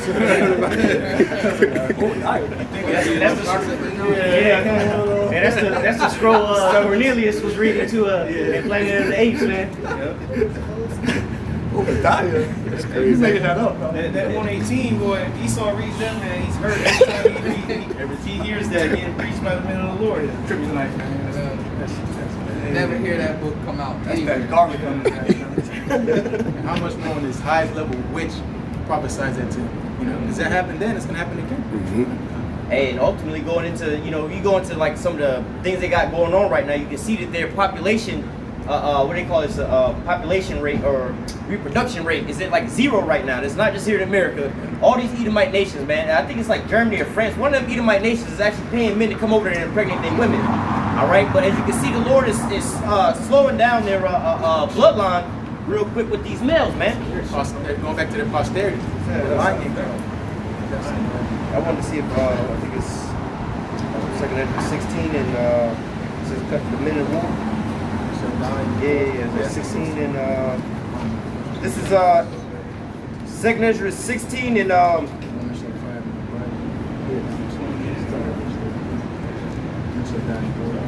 yeah. So let me start at verse well, let me just read verse 33. It says, 2nd Ezra chapter 16 verse 33, the virgins shall mourn having no bridegrooms, the women shall mourn having no husbands, their daughters shall mourn having no helpers. And going into they keep mentioning the women here, right? But the who's missing is the men, like we just read also in Isaiah 14 and 22, right? It says, and the ward shall shall their bridegrooms be destroyed, and their husbands shall perish of famine. All right, going into World War III, man, like, hey, all them soldiers that's going over to the Middle East gonna become part of the sands of time, man. They're not gonna ever come back, man. All right, and then on this here side, man, the men that's not fit for battle to go over there, where do you think they're gonna have to fight and chance it over here, man? They're gonna get ran through over here too, man. Isaiah 4:1, man. These women, they're gonna be like, damn, man, who gonna be able to protect us in these days, man? Just like you seen the movie The Book of Eli, man. All right, and then the reason the Lord said that these women, only the men gonna be taken out, because that's who's gonna be promoting the seeds, man. That's gonna keep procreating with their seeds. But at the ultimate end, man, their women gonna just wind up getting breaded out, man. We're gonna repopulate with their women or whatnot. But those gonna be Israelite babies, man. They're not gonna no more produce Edomite men, man. All their Edomite men ultimately gonna wind up dying. Well, for the most part, they're gonna wind up dying off in war. Of course, they're gonna be brought back in the kingdom, and then they're gonna be 118, like the brother read in Obadiah, man. Rounded up and thrown into a pit and set on fire, man. Burnt up, man. And all the Edomites in America are gonna die, but there'll still be Edomites in the Norwegian, Swedish, because we gotta have slaves. Not all Edomites are gonna be wiped off their first go around, because the elites ain't gonna build everything up for us. There's only so many of them. There's gonna be a lot of Edomites still left. But we gotta get slaves from somewhere. You got Edomites in South America. South Africa too. Yeah, South Africa. Yeah, definitely South Africa. Caribbean, yeah. And by that time, we'll have that discernment. We'll be able to tell who's who. Right? Even if he looks like a so-called Negro, this is a fucking tear right here. Just slap some chains on his ass, Yeah. or just kill him. Esau known for doing that. Yeah, exactly. Trying to mix with the dark nations to get that color back. Real quick, you can see that. You can see that happening again right now with China over there in Africa. They just had in one of the nations, I forget what country it is out there in China, a Chinese man was voted as president. In Africa. They got him with the tie, what's those shots? The little things at the... It's like the colored shit. Yeah, the colored outfit, and you see Ham standing next to him, all looking mad as hell. But what's gonna happen after generations is that dude is gonna marry an African woman, and then the kids are gonna get darker and darker. Ugly motherfucking yeah, and that's the same thing that Esau did. You see, that's why China, what they're doing is following the footsteps of Esau. They're trying to take over the nations by marrying into the countries, setting themselves up as leaders, and then they just become, and they eventually look like those nations, and then that's how they become leaders, man. Because the majority, like the brother was just saying, the majority of these leaders around the earth, even though they might look like other nations, the majority of them go back to Esau, man. Yeah. Like definitely South America, they just speak Spanish. They Edomites in power, they just speak Spanish. Like Arab, those sheiks and all that, them Edomites. Yeah, them Spaniards never left when they conquered them. They're still there to this day. Yeah, that them Edomite lineage, the Spaniards, they still out there. Same thing with the French and the Dutch that came over here. They left their lineage out here. And it's been hundreds of years by now, so they intermingled with everybody, especially in South America, like the brother's saying, Turkey. A lot of good amount of them niggas are Turkish. I mean, the Turkish guys are Edomites. Going with the Ottoman, I think. Yeah, going to the Ottoman Empire. That goes back to the Khazars, man. That's the who ran the Ottoman Turks, and they were the ones that took down the Byzantine Empire. Jacob and Esau, like the main two spreaded nations all around the world. Jacob and Esau. Yeah, because Esau only says that the population's as he probably only counts that if it's two white folks and the baby looks white. What about the tares and shit? Exactly. I'm not counting the tares. If the baby look like a nigga, his own child. Yeah. They'll make him a house nigga. Or the top nigga in the field. You got something? This is Isaiah 14, verse 16. They that see thee shall narrowly look upon thee and consider thee, saying, is this the man that made the earth to tremble, that did shake kingdoms? That's what the other nations are going to be looking at you, Edomites, you so-called white people, and saying, they're going to look at you, squinting their eyes like, this can't be him, no. We was afraid of this guy the whole time? This Poindexter ass? No way. They're gonna look at him. They're gonna be like, "Is this the man that dropped atomic bombs on Japan?"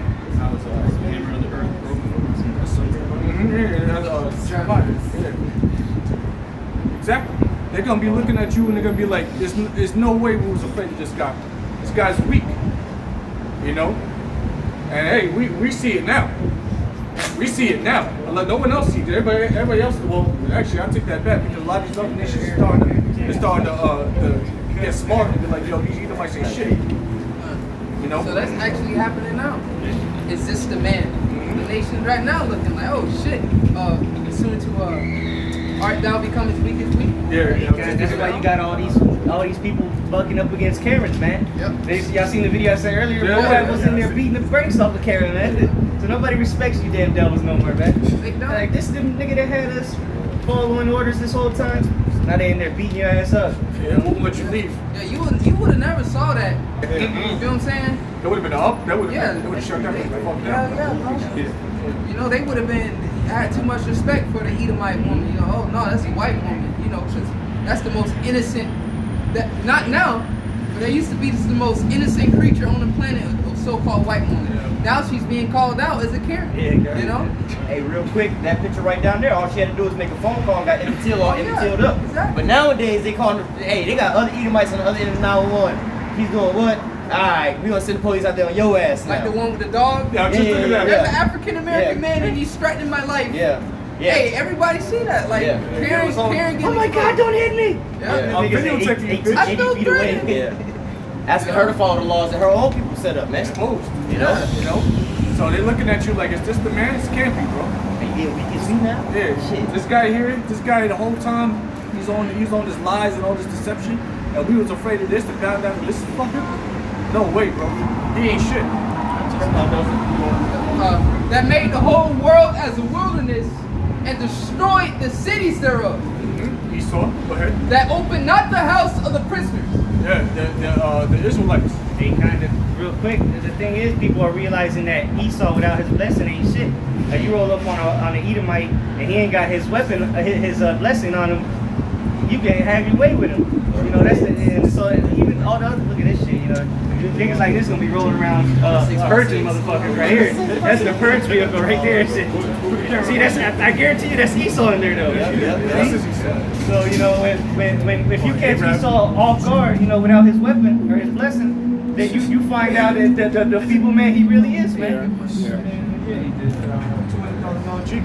Yeah, go ahead. 100,000 now. How much? That shit got 6 axles. All he needs is the Gatling gun on the top. Don't worry, he got a buddy. He probably already got the bracket there. Yeah, it's gonna order it. Mount that bitch on top. Yeah, it's all set. That's that Alex Jones vehicle right there. Shit. Doomsday vehicle. Cool, bro. Just say this man about to Cool. Tesla. Go read that again, though. It says, that made the world as a wilderness. Read all that again. I'll start 16, right? Yeah. Isaiah 14, verse 16. They that see thee shall narrowly look upon thee and consider thee, saying, is this the man that made the earth to tremble? See, again, because what? The only way he was able to conquer the earth was with the blessing. But without the blessing, he ain't shit, man. Then you got Jake's steamrolling through Edomites, man. That's why they always want to have that pistol on them and shit. Jason knocking Edomites out a lot, bro. I seen that shit on niggas cameras on, not in the liquor store. Yeah, knocked the nigga out. He must have said something before the camera came on. Dreadhead knocked that motherfucker out, bro. Looked like some Florida shit too. I was like, oh shit, like one of these salt life motherfuckers knocked him the fuck out. But they go to show you the sword that he got was divine. That blessing was divine intervention, man. It was supernatural, because here it is. Everybody know about Mike Tyson. As bad as Mike Tyson was, all that training, all that muscle, and all that shit, just take out one bullet and put it in his chest, and he done. So that's to show you right there that that's a supernatural power. That's a blessing that he received, because he's able to just neutralize the strongest Jake you got by just putting a bullet in. And that goes back to Cain. One of Cain's sons, I think it was Jubal Cain, or one of them, or Tubal Cain, one of them. He was an artificer of iron. And what do they call it? They call it the steel. They make it out of iron. They're weapons, you know. Hey, know the name Cain mean what? Dagger, right? Yeah, something like that. Yeah, Weapon. Yeah, weapon. Yeah. But yeah, one of his sons was Cain's sons was I believe it says artificer of iron. Tubal Cain, yeah, that kind. Yep. I was just reading that. He said to the brother, Genesis 4. Yeah. That's how they're able to make these weapons, man. And because who owns Lockheed Martin and all these other companies that create these weapons? And Esau, hey, Tyrone. you get an F-16 from America, or you can get an 8K from Russia. Both Edomites, you know. Same with the nuclear missiles, man. There's only 2 developers of those, you know, and both of them came from what? From Teeman, man, the Germans, man. Adolf Hitler is the one who came out under his reign. All this weaponry came out under him, and they still using the same radar from way back in the days. The drones, the missile defense systems, the missiles, launching the rockets off. Von Braun created all that. The space shuttles going into space, man. All Edomite stuff, man. Yeah, they might outsource it to China, make some bullets in China. But who made that shit, you know? The musket gun and shit. That's how they were able to take down Gad, you know? The Gatling gun. Steam, yeah, exactly, the Gatling gun. Yeah, because Gad ended up, you know, falling on some of the weapons and having a lot of, you know, having the muskets and learn how to ride the horses. Yeah, but they didn't make it. You know, that's Esau shit. You know? Go ahead, Akim. They that see thee shall narrowly look upon thee and consider thee, saying, is this the man that made the earth to tremble, that did shake kingdoms, Like you said, they're doing that now. Go ahead. that made the world as a wilderness, and destroyed the cities thereof? Yeah, he fucked the whole world up. Everything's destroyed out here. Everything's fucked up. He's bombing countries, destroying families. All right, separating families, destroying the earth, the natural state of the earth, the whole food chain. Thank you, the ecosystem completely eradicated. Just fucked it all up, man. For lack of a better term, he fucked it all up. Yeah, that's why you got 80-degree weather or 90-degree weather in December. Like, what the hell? Come on, bro. It's not it's not supposed to be like this, you know. But yet, you know, the way what you're doing to this earth, the earth is fighting back, and the earth don't know what to do with itself. You know, it's just naturally gonna gonna have these hurricanes. You know, hey, you making that happen, Esau. All right, you making that happen. That's why everything's fucked up. That's why people are dying, because of you. You're in power. It's Isaiah chapter 24. Let me read the first verse and then jump down to verse 3 and 4. The point is in 3 and 4. This is Isaiah chapter 24, verse 1. Behold, Yahweh maketh the earth empty and maketh it waste and turneth it upside down and scatter abroad the inhabitants thereof. All right, because everything is so out of whack, the Lord's got to come and correct everything. All right. Now let me go down to verse. I'll read from verse 3. The land shall utterly be emptied and utterly spoiled, for Yahweh hath spoken this word. The earth mourneth and fadeth away. The world languished and fadeth away. The haughty people of the earth do languish. The earth also is defiled under the inhabitants thereof, because they have transgressed the laws, changed ordinance, and broken the everlasting covenants. Read it again. This is Isaiah chapter 24, verse, I'll read from verse 4 and 5. The earth mourneth and fadeth away. The world languished and fadeth away. The haughty people of the earth do languish. The earth also is defiled under the inhabitants thereof, because they have transgressed the laws and changed the ordinance and broken the everlasting covenant. They have transgressed the laws, changed the ordinance. All right, there's Esau. All right, the earth is completely defiled under the inhabitants. All right, you're in charge of the earth. This is your responsibility. This is your fault. You had the homeless woman up here earlier today. It's your fault that these people are like that, man. There's a bunch of homeless people walking around this bitch, man. And just on this little block right here. And this is just one block in America.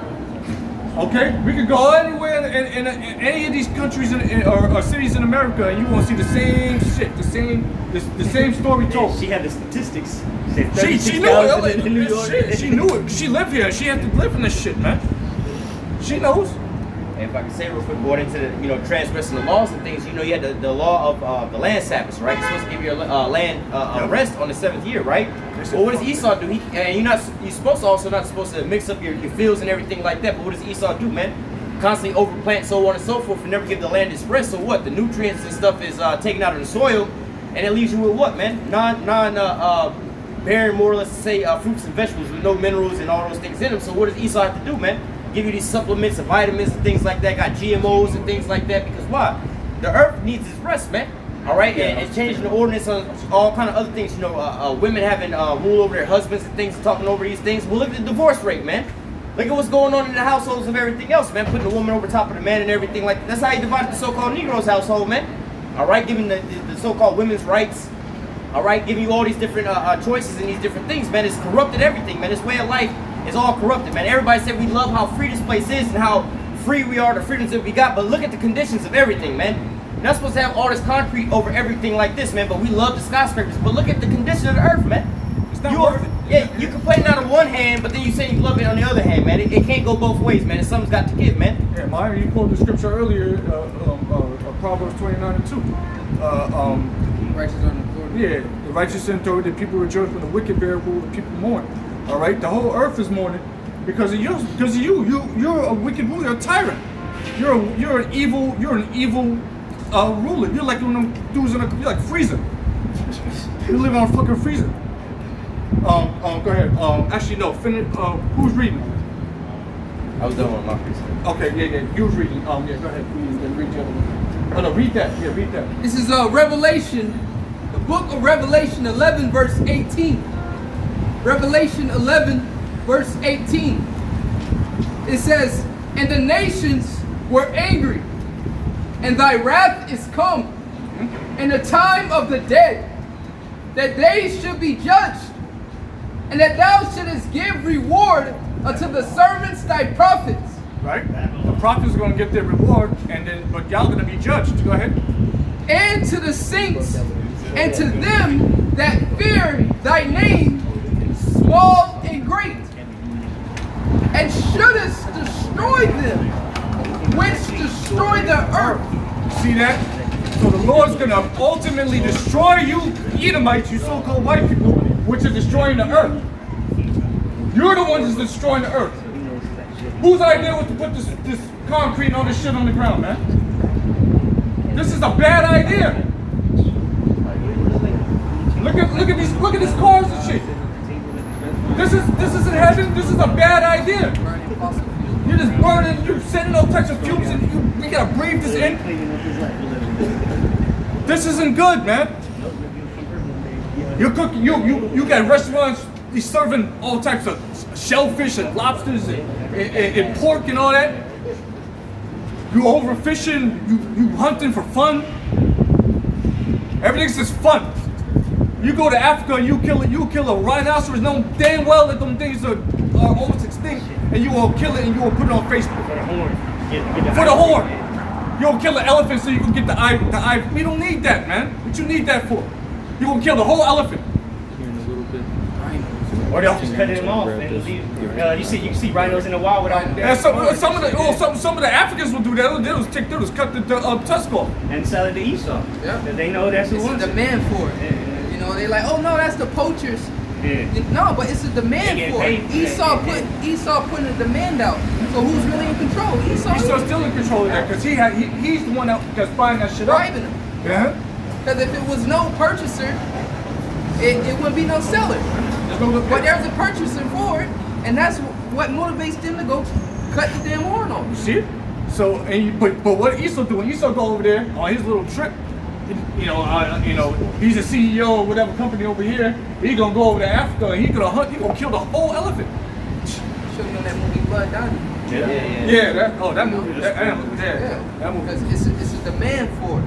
You know, going to Europe and London, all this. They got all these precious gems and diamonds and all that shit. Imagine all the hell that it took to be able to have those How many diamonds. people dying? Yeah. Blood They diamond. got Mines and a tiger, a cub or not a cub, but a rug Yeah. with the head just popping up. Like they killed the tiger for that, man. Just No for reason. fun. Yeah, we gonna have nice shit in the kingdom, but there's gonna be a balance. We ain't just gonna be this murking shit. Yeah, come on, bro. Like y'all just got no heart, bro. He's over there just slaughtering shit like shit. We're going over to Tanzania. We're going to Zimbabwe and just go hunting. They're just smiling and taking a Facebook picture, and everybody's it's a big uprising, but niggas can't do nothing about it. Ain't nobody can do nothing about it. We just have to watch it do it and accept it. But guess what? It said that the Lord's going to destroy them to destroy the earth. So we're not, it irks us. We pissed when we see it, but we know that a better day has come. We know that this is something we got to go through. We have to live through this America. We have to live through this rulership. This is a wicked rulership. We talked about it on the phone yesterday. We have to understand how to be ruled over in wickedness in order for us to even think about being able to rule in righteousness. We have to know both sides of the coin. So yeah, we lived in wickedness. We've been ruled over in wickedness many, many times. All right, in our existence. Our people ruled in wickedness too. Yeah, for 1,000 years. Yeah, the kings and the Byzantine Empire. But even going back to after King Solomon, you know, the two kingdoms ruled in wickedness. There was only a handful of righteous kings from the north or the southern kingdom, and none righteous from the northern kingdom. Yeah, if that. Go ahead. God, bro. See, so we're doing this. You know, we're living this thing, but it's an endurance. It's an endurance round. We have to be able to make it through to the end. All right, because yeah, we can get pissed off and say, "Fuck it, I'm gonna take vengeance in my own hands." Next Edomite that come around the corner, that's his ass. But we know we can't do that. We get our ass locked up when we try something to one of these Edomites, man. And then what? Now we can't teach, and we just basically forfeited, you know, our salvation. Don't let our asses do none of that. We have to endure it. All right, we're gonna preach against it. You brother want to get to what is it? Ezekiel, you talked about earlier. Ezekiel 35. Start from the top. Oh, hey. Oh yeah. It's Proverbs 29 and 2. The brother quoted it, so I'll bring it out. Proverbs 29 and 2. When the righteous are in authority, the people rejoice. But when the wicked bears rule, the people mourn. And read verse 16. 29 and 16. Verse 16. When the wicked are multiplied, transgressions increases, but the righteous shall see their fall. And we understand that the wicked was multiplied right when the Greek what's his fuck? Yeah, get it. First This is First Maccabees, chapter 1, verse. We start at verse 7. Yep. Well, verse 7. First Maccabees 1 and 7. So Alexander reigned 12 years, then died, and his servants bare rule everyone in his place. And after his death, they all put crowns upon themselves, sorted their sons after them many years, and evils were multiplied on the earth. You see that? That's when Esau, you know, basically started the modern way of life. You know, when those motherfuckers started ruling, those are Edomites, those are white people. Okay, that's when wickedness was multiplied in the earth. And this it led all the way up until where we are today in 2020, your favorite year. They still hold on to things that was started back then. Gyms, you know. Yep. That homosexual shit. That just was heavy back in the Greek Empire. Even the architect, you know, architecture, the military tactics. You know, that's all comes from Esau, man. It all comes from Esau. And when Esau gets it, you know, they got a lot of that shit from a lot of their shit they worship in their architecture. They got that from Ham and shit too. Well, not the architect. That's the architect. That's Greek with the pillars and all that. Yeah. That comes from Petra. They got like the obelisks and shit. Yeah. You know what I mean. But yeah, Esau. That's when the wickedness multiplied in the earth, and this is where we are today. This is where you get your Americas, and this is where you get your Europes and all that. All right. Kind of because prior to that, like you say, the philosophies on that, the other nations didn't push it on everybody they would conquer. They would allow you to keep your shit, but you were just paying tributary to them.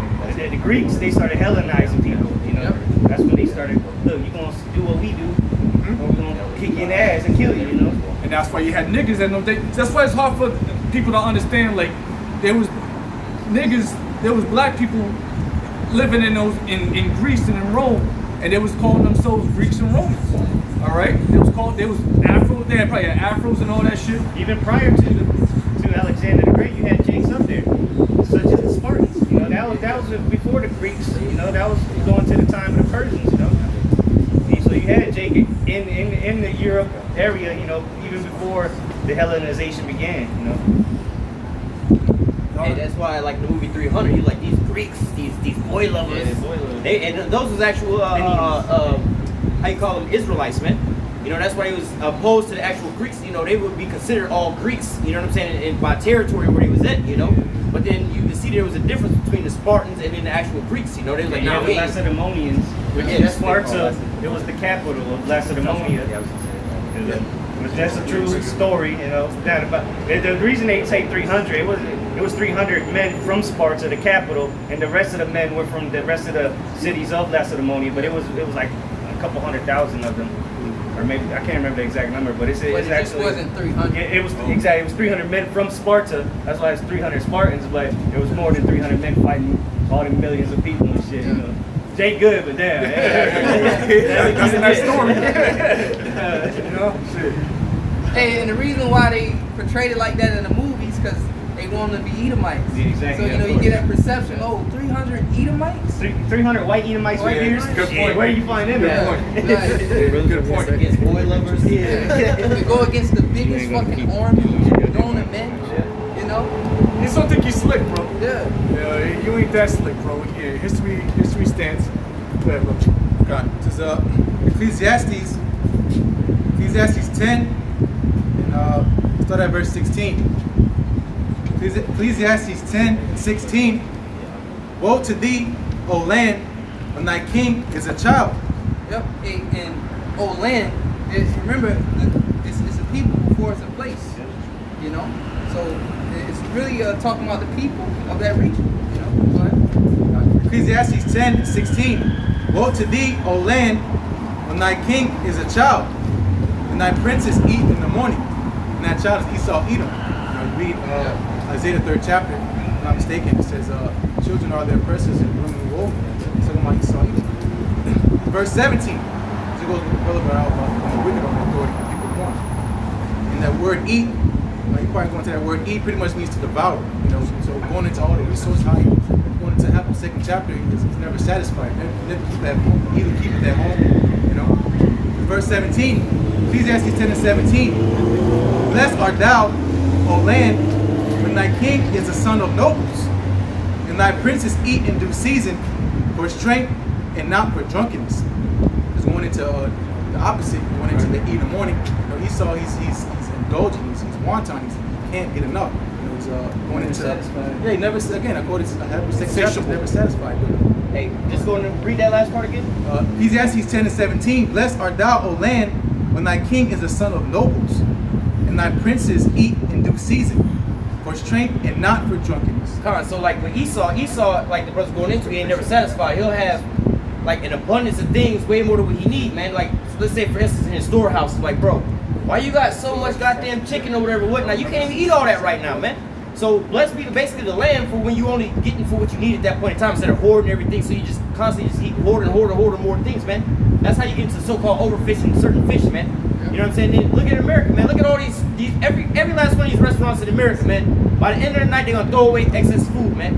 Because why? They didn't prepare more than what they actually need, man. Instead of like, all right, when there's an order, let's go get the food out and then prepare it there, right then and there. Like you got the Little Caesars, they want to have hot and ready pizzas on the go, so if somebody come in, so they just make like 20, 30 pizzas. You know what I'm saying? If they don't sell them, they throw them away, man. But if those was like real resources, you just throwing away resources. You over there going through the earth and pulling them out, enslaving people and whatnot to go get resources, just to say, bro, I got 100 of these. You know what I'm saying? Just to say, all right. And that's in the scriptures too. It tells you kill for what you need. Right. You know, so if you kill, you don't kill 32, cows for no reason, and then you only eat one. You know, that's why even if you had a small family, you kill one. Let's say you kill a cow. You will eat what you could that night, and then you could at least save a little bit with salt. You preserve it, but that'd be for like that. You don't have to kill another cow for the rest of the time till you run out of meat. But Esau just kills and kills, slaughters. You got let's say you got storehouses full of chicken, and then they'll wrap them once they expire and sell it to you anyway. And then when they go out to the grocery store and they expire and then they really expire, or they don't really expire, what do? They just throw that shit in the garbage when you can still actually eat it. Yeah, when it's noticeable, nobody's gonna buy this shit. Yeah, like this shit got mold growing out of it, then they'll throw it away. And there'll be a whole dumpster full of it. And then they'll put a lock on it. Yep. Nobody getting that shit. Going into that, like the brother was saying about the storehouses of the chicken and everything like that, man. That's why now the damn chickens are pumping the steroids, so where it's like 27 days from the egg to your plate, man. Because they got the super abundance but they're throwing away the majority of it, man.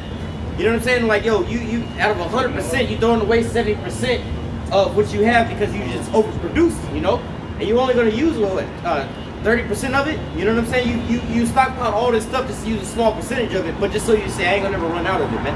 This is a fucking demon, bro. A mass murderer on all He levels. just kills all these animals. He just lies and kill all these animals. Just, butchers them up. Put you gotta pay the butchers to butcher and get the right cuts, and then you send them all to the grocery store, and only a small percentage actually gets sold out, and the rest of it just goes right into the dumpster. It rots, rotten, flies all around it. This man just want to kill everything, man. And then you got starving people. And then you got people walking around here not having eaten a hot meal Every other day. Like that. Yeah, like the woman said. Yeah, I was at the Publix just the other day. I was at the Publix the other day. They had I was looking for some chicken. You know how they got at the Publix deli? They got chicken wings and stuff.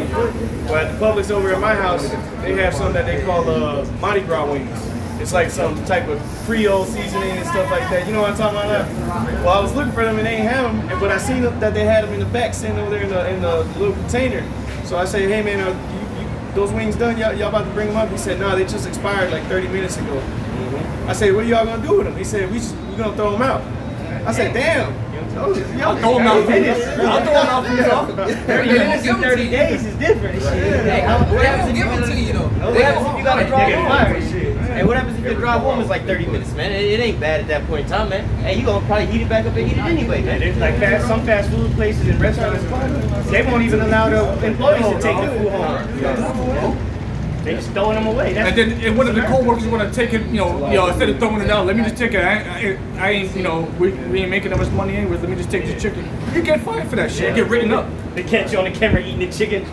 Coming the next day he comes to they're taking him to the office. He's supposed to throw the food out. Cannabis again. Get the fuck out of here. You're stealing from us. So this is a written warning. Yeah, man. Like, I can't eat. You got people starving, people homeless, all that useless stuff you don't use for Or at least sell it to me at a discount price. Vegetables. They have dumpsters full of vegetables. And then with locks on it, make sure the bums don't get it. You got actual people who make decent money. They go dumpster diving and say, "Fuck it, I'm getting free food." It's just a bunch of good food sitting on the top of the dumpster. Bags and everything. Yeah, that's what. Yeah. Now they got to know. Now no one can do that because it's locks on it. But go ahead, read that. So Ezekiel 35 and start at the top of verse 1. Ezekiel 35 and 1. Moreover, the word of the Lord Yahweh came unto me, saying, Son of man, set thy face against Mount Seir. And Mount Seir is just basically saying Esau Edom, the so-called white man, which is his kingdom. So we set our face against Mount Seir. All right, you so-called white people in your rulership, kingdom, your way of life. Go ahead. And prophesy against them. That's what we do. We prophesy against your kingdom. Everything we say is contrary against your kingdom. It's bad. It's bad against your kingdom, and it's good for us. Go ahead. Verse 3, and say unto it, Thus saith the Lord Yahweh, Behold, O Mount Seir, I am against thee, and I will stretch out my hand against thee, and I will make thee most desolate. Yeah, God is against you. God is against the so-called white people. All right, just to put it blunt. God doesn't like white people. God hates white people. Let's put it like that. Apostle Tahar used to say back when they were on 34th Street, look at Esau come up. So you hate white people? God hates white people. I mean, just putting it blunt. I mean, I can't be more blunt than that.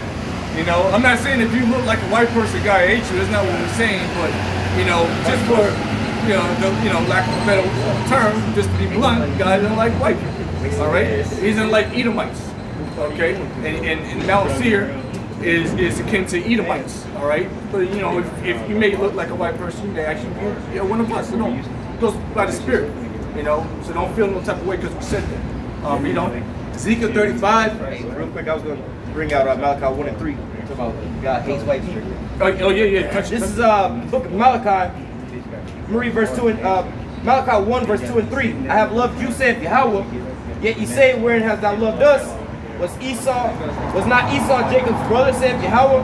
Yet I loved Jacob, and I've hated Esau, and laid his mountains and his heritage waste for the dragons of the wilderness. Yeah, so the Lord hates Esau. Okay, there it is.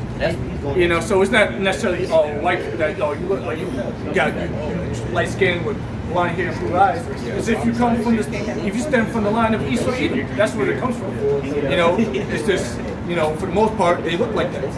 You know, but don't feel no type of way if you look like that and your spirit is gelling with the truth. All right, you're not one of them. All right, just to kind of clear that up. Go back into Ezekiel. Ezekiel 35, verse 4. I will lay thy cities waste, and thou shalt be desolate, and thou shalt know that I am Yahweh. So the prophecy is saying that your cities are going to be laid waste. All right, destruction is coming to Esau Edom's kingdom. That's right. All right, it's going to be laid to waste. It's going to be made desolate. All right, and that's a prophecy of nuclear war. We understand that nuclear war is coming, and it's really going to ravage your Edomite cities. Keep reading. Verse 5. Because thou hast had a perpetual hatred, and hast shed the blood of the children of Israel by the force of the sword. Yeah, you had a problem with the Israelites. It was this, you know, a perpetual hatred against Israelites from the ancient days all the way up until today. September, what is it, 19th, 2020 year prophecy. You hate us. You hate Native Americans. You hate Mexicans. Just everybody's a problem. Everybody's a nuisance. Everybody's a nuisance. This is our land. Go back to your country. Mexicans and Native Americans, this is their fucking country. What are you talking about? Go back to your country. Where are they supposed to go? You go back to your country. You stole this country, but you know, we know the story, all right? Because they don't want to dig into that history. They'll say go back to your country. To us, we can go back into history where we come from. Esau, Edom, where you come from.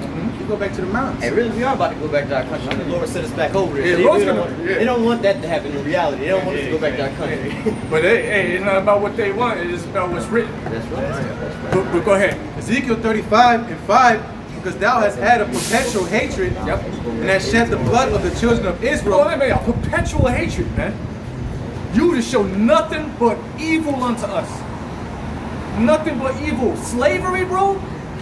That is some fucked up shit, though. Slavery, bro? That was like hundreds of years. Get over it. Not even 100 years ago. That was 100. Holy shit, bro. Still this very day. That shit is fucked up, man. Started modern slavery. That's digital slavery. The conditions were so rough. The life expectancy for a slave was only what? 30 What? You know? You make it 30, you But it's still elder, man. the same today. Still the same today. They in the hood, they look like they make it at 25 shit. They say that they put it in their raps. You know? So ain't nothing changed except for the chains ain't on you. You know? But the debt chains on you, you know? And that was up in the US. You got sent down to like Haiti or the Caribbean, you was expected to live 5 years. And that's it. Like one of us, a fresh slave, you get burned out down there in 5 years. Get a good 5 years at it. Yeah, that's it. That's how hard the conditions was, man. You know? We had to go to y'all, and y'all was, you know, you Edomites, you loved it. And you didn't have no mercy. No, you elderly man, a woman, no mercy. Children, you know what you do to these children? The things psychological damage you did to a lot of them children. What they call it, that shit called? Post-traumatic Upbreaking. The niggas' laws. Jim Crow. Not the Jim Crow. What's that shit called? I can't think of it, man. It was a the separation, you know. Segregation. With the light skinned niggas and the dark skinned niggas. Oh, Willie Lynch. Willie Lynch, thank you. Yeah, I was thinking Jim Crow, but that's not right. Yeah, the Willie Lynch shit, you read all that stuff, man. Oh my gosh, y'all did some psychological damage. Yeah, absolutely. You did some serious psychological damage onto a whole nation of people. And you don't think you have nothing to pay for it? He pit all the tribes against each other. You know, Ephraim hates Issachar. Yep. Issachar hates Zebulon. You know, they all hate each other. You know, we the only ones that love each other as far as the 12 tribes of Israel. Yep. And you know, yeah, brothers in the truth. You know. Don't read on. Yeah, real quick, I want to get a precept to go on the way he's reading because he's talking about the perpetual hatred. Yeah. This is Genesis 27 because the brothers are just going into it. We still in this captivity today. We still have that. They still have that hatred against us, right? We're gonna go back to the beginning where it started. This is Genesis 27, verse 41, verse 42, 41 and 42. And Esau hated Jacob because of the blessing wherewith his father blessed him, And Esau said in his heart, the days of mourning for my father are at hand, then will I slay my brother Jacob. So Isaac is on his deathbed at this point in time, man. This is where it all started, all right? Because right now he was giving him the blessings. Verse 42. And these words of Esau, her elder son, was told to Rebekah, and she sent and called Jacob, her younger son, and said unto him, Behold, thy brother Esau has touched thee, does comfort himself, purposing to kill thee. All right, so that's where it all started at, man. All right, this is where it all started, you know, where Esau had that hatred towards you so-called Negroes, Latinos, and Native Americans, man. When Isaac was on his deathbed, man. Just think about how long ago this is in the book of Genesis, man. Where it all started, man. And look where we at now, man. You can go ahead with that precept because it runs right. And you can even go even further back to the you know, same story, you know. But here we are today. That's when the hate came out when he killed him, but you know, like he sealed the deal right there when he said I'm gonna kill him. Yeah, Abel was more righteous. He was just more righteous, and we know we're more righteous than you, Esau. You know that. Hey, but he didn't act on it until, you know, later on as a people, because when they met again, you know, he hugged him, kissed him on the neck, you know. Yep. So really, they like to say, oh, it's Esau's fault. Hey, you can blame the whole nation because Esau didn't kill Jacob. Yeah, as the actual man, you know. Children did, yeah. Exactly, yeah. It's the children of Esau that killed him. But he's still going down with it, the rest of his people. He's the progenitor of them devils. So that's how it goes down. Yep. That's the rule. Go ahead. So Ezekiel 35 and verse 5, because thou hast had a perpetual hatred, and hast shed the blood of the children of Israel by the force of the sword in the day of their calamity, in the time that their iniquity had an end. Verse 6, therefore, as I live, saith the Lord Yahweh, I will prepare thee unto blood, and blood shall pursue thee. Sin hated blood, even thou shalt pursue thee. It's like even blood shall pursue thee. So yeah, you love blood so damn much. You love blood so much, and we're gonna give you plenty of blood.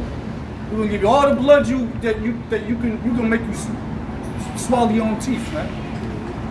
You're gonna be you like to drink blood. You like to drink baby blood and you snake blood. You cut the head off a snake and drink the blood out the damn snake's body. Yeah. Alive, they'll do it alive. Yes, they will. Yeah, there's a delicacy.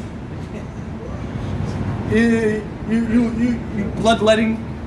And that's why the nigga that used to do that, what's his name? The dude that killed himself. Oh, Bourdain. Yeah, he used to do all that nasty shit. Yeah. Killed himself. It was too much for him. Yeah, too much spirits. One too many spirits on his ass. You know, he got the suicide spirit on his ass, man. You know, hey, drinking all that blood, eating all that these abominable creatures. But you know, we was talking about earlier how Esau just want to kill, murder. He's the biggest thug. He's the thug life motherfucker on the earth, man. You know, he'll kill anyone. Animal, yo, what the animal say? Yo, what's that? What's that? A pack of animals over there? Kill all the motherfuckers over there. I thought killing them all. What's that? Elephant? Yo, what the elephant say? It's so bad they gotta put signs around in Florida. Signs by all the lakes that say no molesting alligators, man. Ain't no niggas molesting alligators. Like, Niggas don't even swim. What? What? Let alone fuck around with a crocodile and alligators. Yeah, you got to send that shit in the group chat, man. What? Oh my God. Esau. Ugh. Disgusting. Yeah, more you want to read. I know you want to get to something too. Yeah, we almost done. So Ezekiel 35 in verse 7, thus will I make Mount Seir most desolate, and cut off from it him that passeth out, and him that passeth, it's like an heathen, and him that returneth. And I will fill his mountains with his slain men, and thy hills, and in thy valleys, and in thy rivers shall they fall that are slain with the sword. Keep on reading. Verse 9, I will make thee perpetual desolation, and thy cities shall not return, and ye shall know that I am Yahweh. Yeah, this is all prophecy, baby.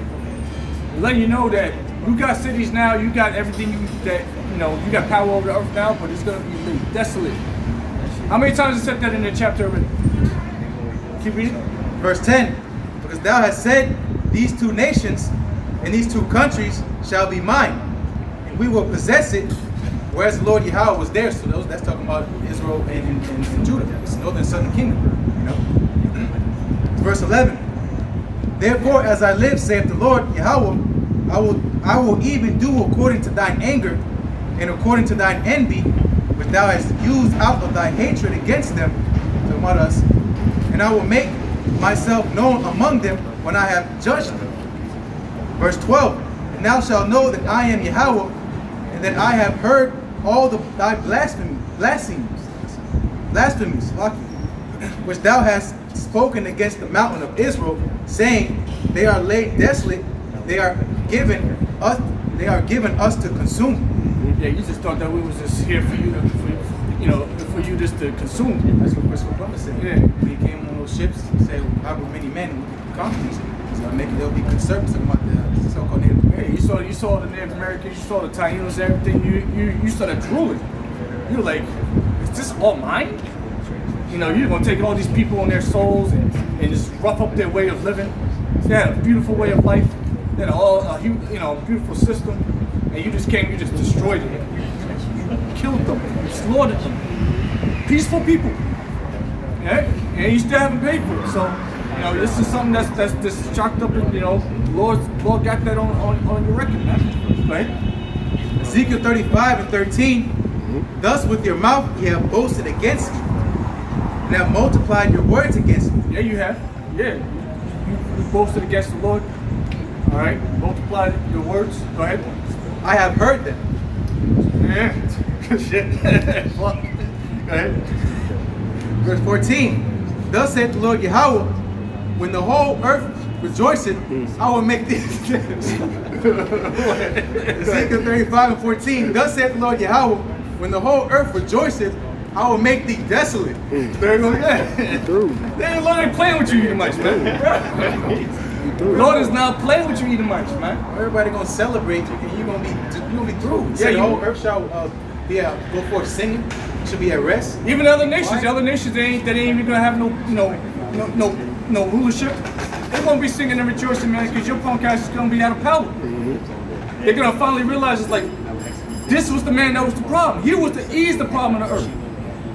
Hey, at first they're gonna mourn, But but then they're gonna come to realization. This ain't so bad. And that'll be down the road because they gotta get it too. They're gonna get their asses whooped too. But down the road though, they're gonna realize, you know what? I see a greater good coming out of this. The grass is greener on the other side. Motherfucking right, it is, man.